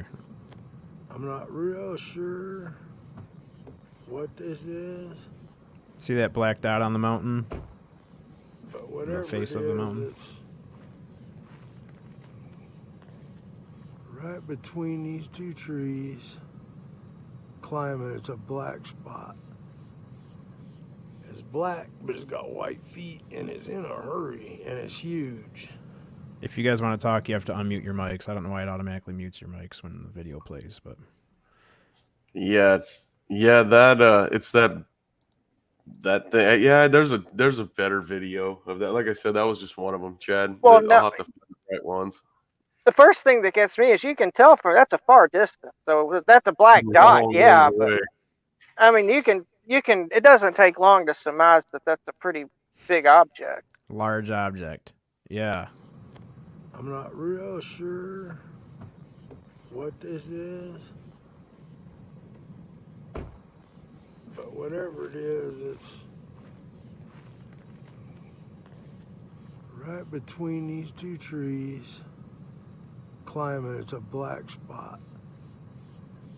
It's black, but it's got white feet, and it's in a hurry, and it's huge. First of all, he needs to be on mic. His voice sounds awesome. And second of Donnie? all, Donnie needs to be on mic all the time. Yeah. Yeah, that's definitely big, whatever it is. And it's hard to tell unless you really watch it a couple times, but you can see that it's clearly moving I have upward. Better Yeah, I saw videos, them. Chad. I'll send you another one. Okay. I can see the movement. Yeah, I can see Let the me movement. Yeah. And good it looked question, like it Bob had- Perkins. It was like you said. It looked like it had arms spread out. Yeah. you can actually see those paws going. Right. In the video you sent me Yeah, before, it's- you can see it climbing. Mm-hmm. That was Pretty where insane. it was zoomed in on it. I zoomed it in, and then that's why it's so hard to see that other video, except for that one part, Chad. That's a good point. Do you want me to call you Alex? I just want to keep calling you Brassel. Yeah, if you can go back to that hillside, or even probably Google search it, we can look up the altitude of that, like the height of that hillside, and then try to figure out, how far away you were, and then get an estimate of the size. It'd be interesting. Yeah, we can do that. We can, and then we'll have to drive over there. I don't I'll have to go closer or something with the rangefinder. I don't know if my rangefinder will go that far. He was pretty far away. Yeah. He was zoomed all the way in with an iPhone. That's why it's so moving back and forth. So he's zoomed all the way in, max zoom, trying to hold that thing. Yeah, you can tell it was In trying one to do spot. its like tracking. Hi, Mom. Good to see you. Hey, My mom's- All right, Anna, guys, I'm gonna Hey, Anna. in the Annie. in the chat right now, Chad. I'm gonna drop the link for the microphone, guys, that I'm using. Okay. Yeah, I really think for the value, for that price, man, it's really good sounding. Yeah, it is. I don't know if this is gonna work. Might be too big to drop this in chat. Oh, yeah, it might be two different links.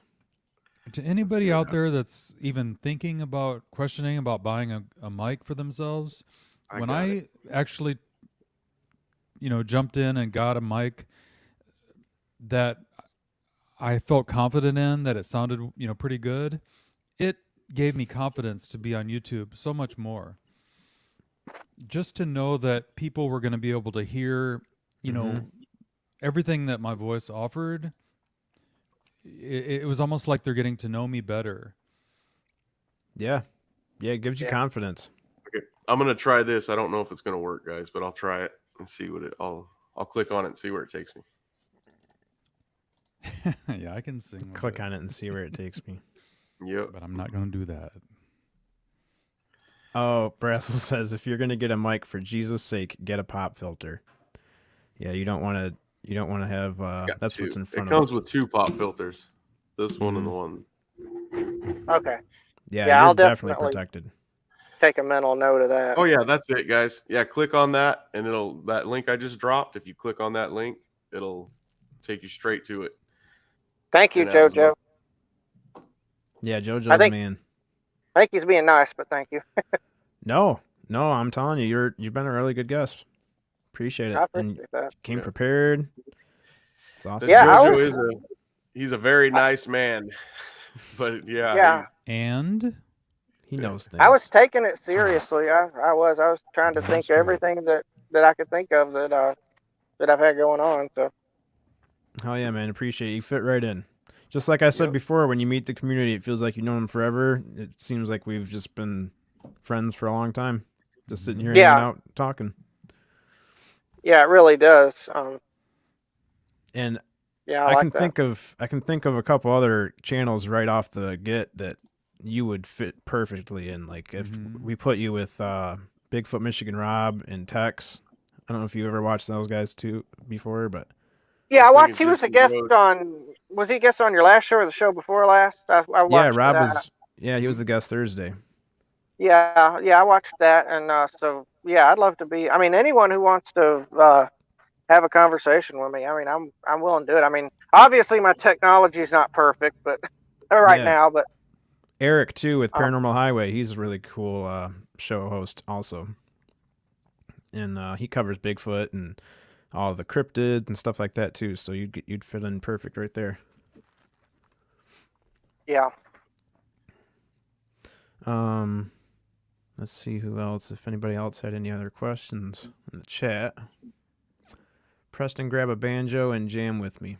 yeah, Brassel's a musician. He plays guitar and bass and I don't know about drums. banjo. I don't know how good I'd be on banjo, but I do know power. I know guitar for the sake of saying I know guitar. I'm not like a professional, but I mean I can play Santa Monica by Everclear. I can play some Collective Soul with just power chord type stuff. I mean I can do that. Yeah. Hell yeah. There was the best thing that I think I ever did, and I figured that out on my own.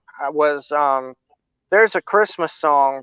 I don't know. God, I can't. Well, this part is, I don't know what the song originally is called, but Trans Siberian Orchestra remade it. It's called the Christmas Canon Rock, and I can do that solo, and it's also like a song that they play a lot at weddings.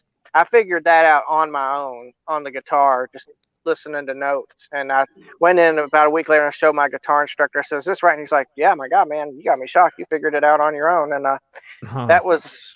that's been a good 10 or 15 years. I don't know that I can still do it today, but I know basic power chords. I can do some basic power chord stuff. Hell yeah, that's cool. Anytime you can just bring a guitar around a campfire and jam out with people, it's awesome. Yeah, me and a group of friends, we wanted to start a band in Montgomery. I can't remember what we were gonna. I don't know if you guys have ever heard of the band Trust Company, but I think one of the guys, I think because I don't want to say something again that's not true, but I'm pretty sure one of the guys that was hanging out with us at that time ended up being in that band. So if anybody wants to Google up Trust Company, I think I knew one of those guys. Sweet. But we were gonna be in a band. I can't remember what I was gonna. I think I was gonna call it Guys with Guitars. I think that's what we were going to call the band. And, of course, it never really came together. I had wrote a bunch of song lyrics and stuff, but everybody went their own separate ways. But yeah, I wanted to do all that, be in a band and all that stuff. I've always kind of had a musical knack. I've always been pretty good with woodwind instruments for some reason, but when you put a guitar in my hands, I can't do anything with it. For some reason. I probably couldn't today. I was a lot thinner then. My fingers were thinner. Today I weigh over 200 pounds. So hey, you gotta be something to do something. You know what I'm saying? There you go. Yeah. So I think I can still do the power chords. Pretty sure. Spooky, I know you were thinking it.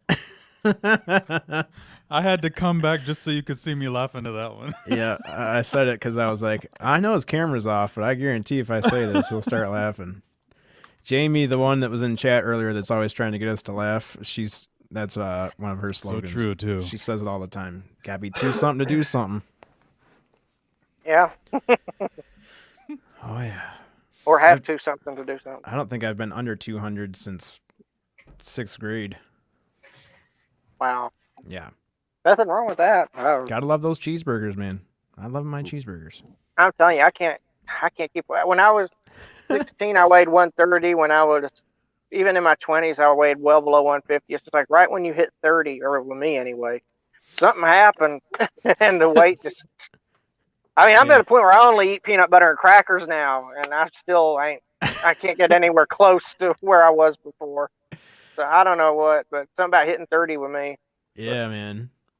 Yeah, actually, before I turned 30, I put myself on the keto diet, and I dropped like 85 pounds in it was like 5 or 6 months. I dropped almost 90 pounds. Wow. And then same experience what you just said, though. I kind of got off of it, went back to eating some bread here and some pasta and a little bit of candy, gained like 40 pounds back. And then now it's like almost impossible to lose that weight. I put myself back on keto and I'm barely eating, and it's just like nothing's happening. Yeah, it's So like I the know how you less feel. it's like the less you eat, the more you Mhm. don't lose it. I don't like- understand. It's like your body thinks you're starving or something. Also, Chad, Yeah. you're lifting metal, steel parts and stuff every night, so you got a lot more muscle than you got fat, and you're not gonna lose your muscle. So it just takes longer to lose the fat you got. That's true. My problem is beer. Oh, see, I've never had an issue with beer. I could go without beer forever. And then I used also too, you might be putting on more muscle, Chad, and so then it weighs Muscle more weighs than more fat. than So, fat. Yeah. yeah, so you're not seeing a difference on the scale, but you see it in the mirror. I sure wish I was.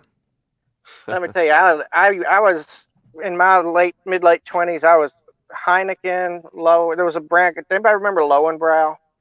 I loved Lowenbrow for some reason. I could drink beer, and there was something called Side Pocket. Side Pocket 10.5. I don't know if you guys ever had that. Let me tell you that. I've heard of that.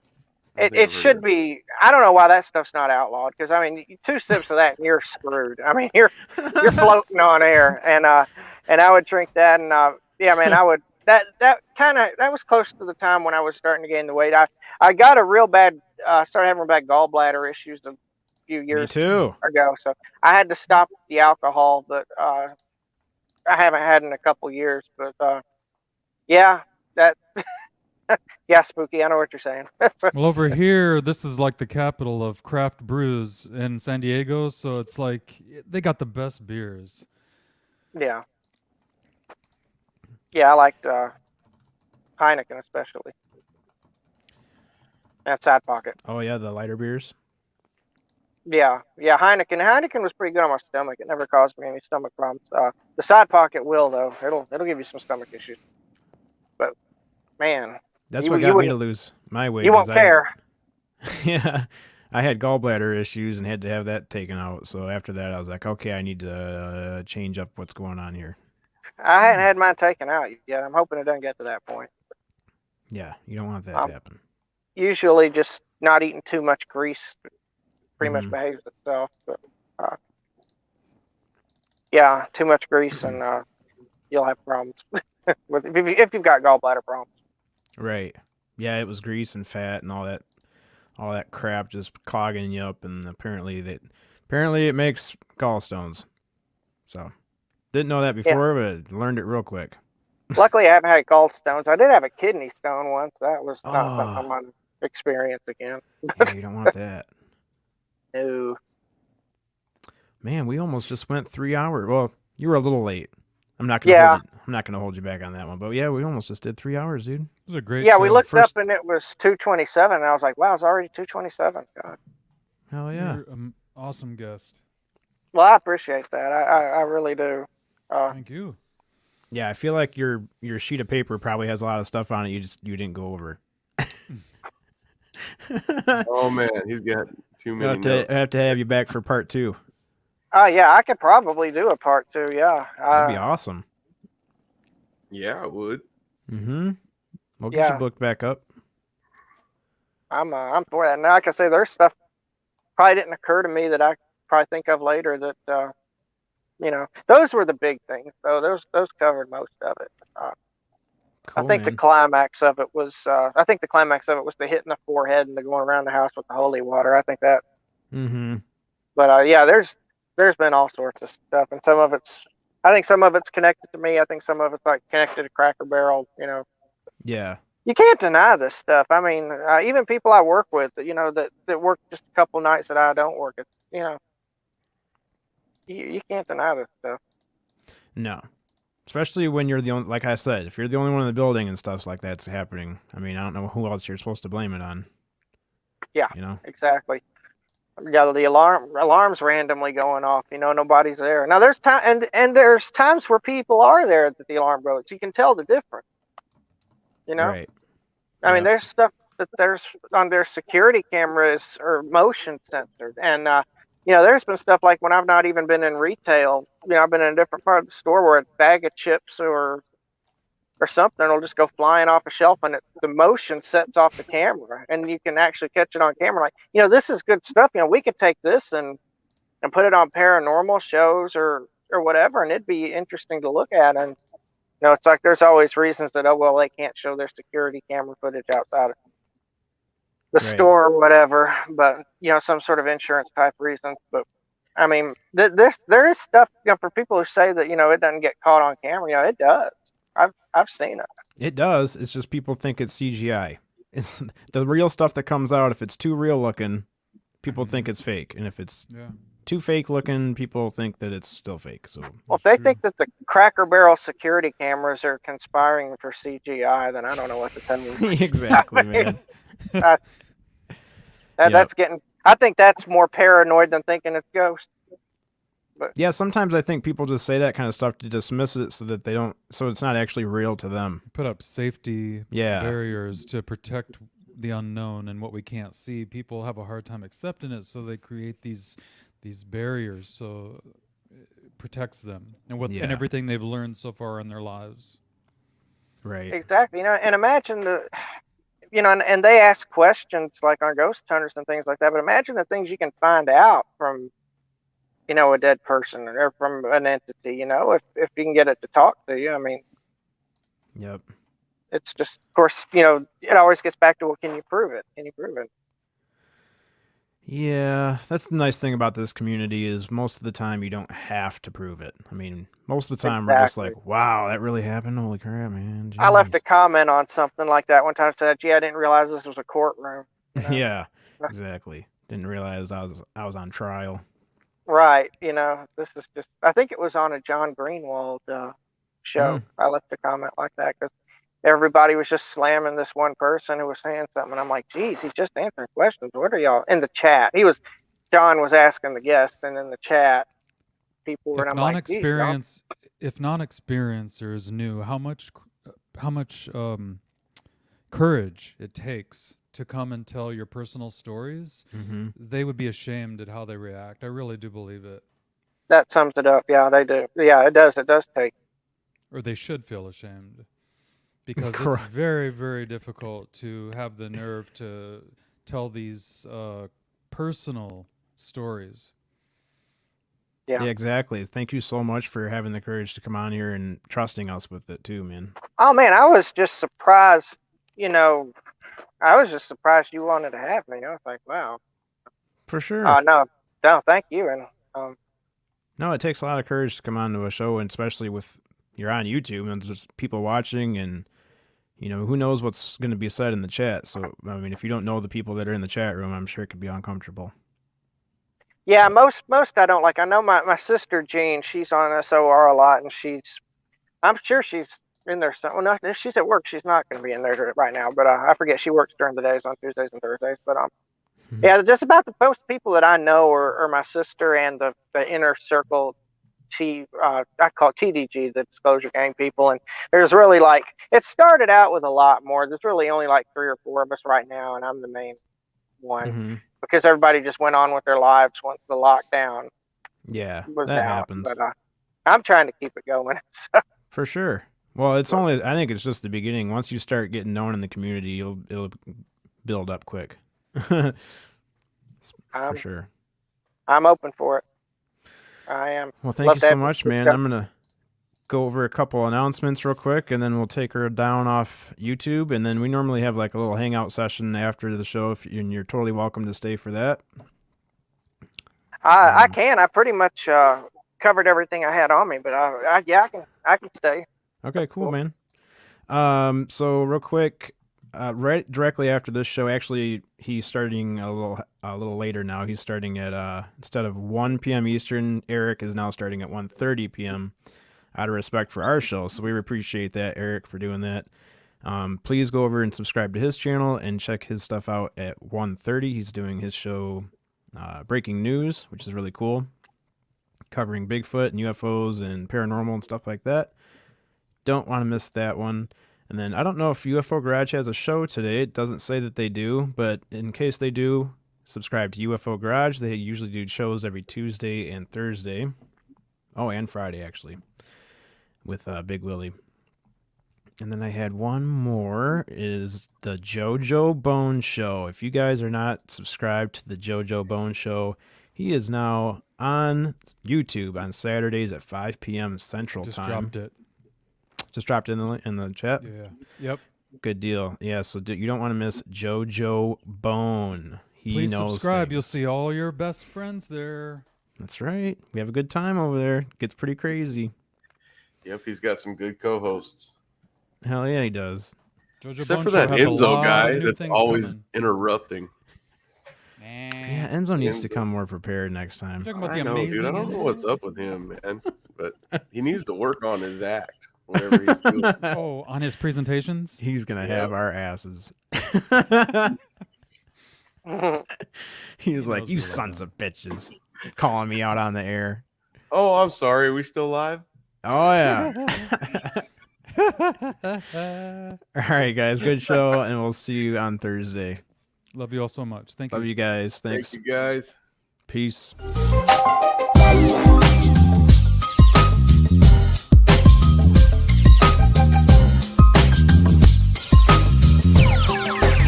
It sound right, boys.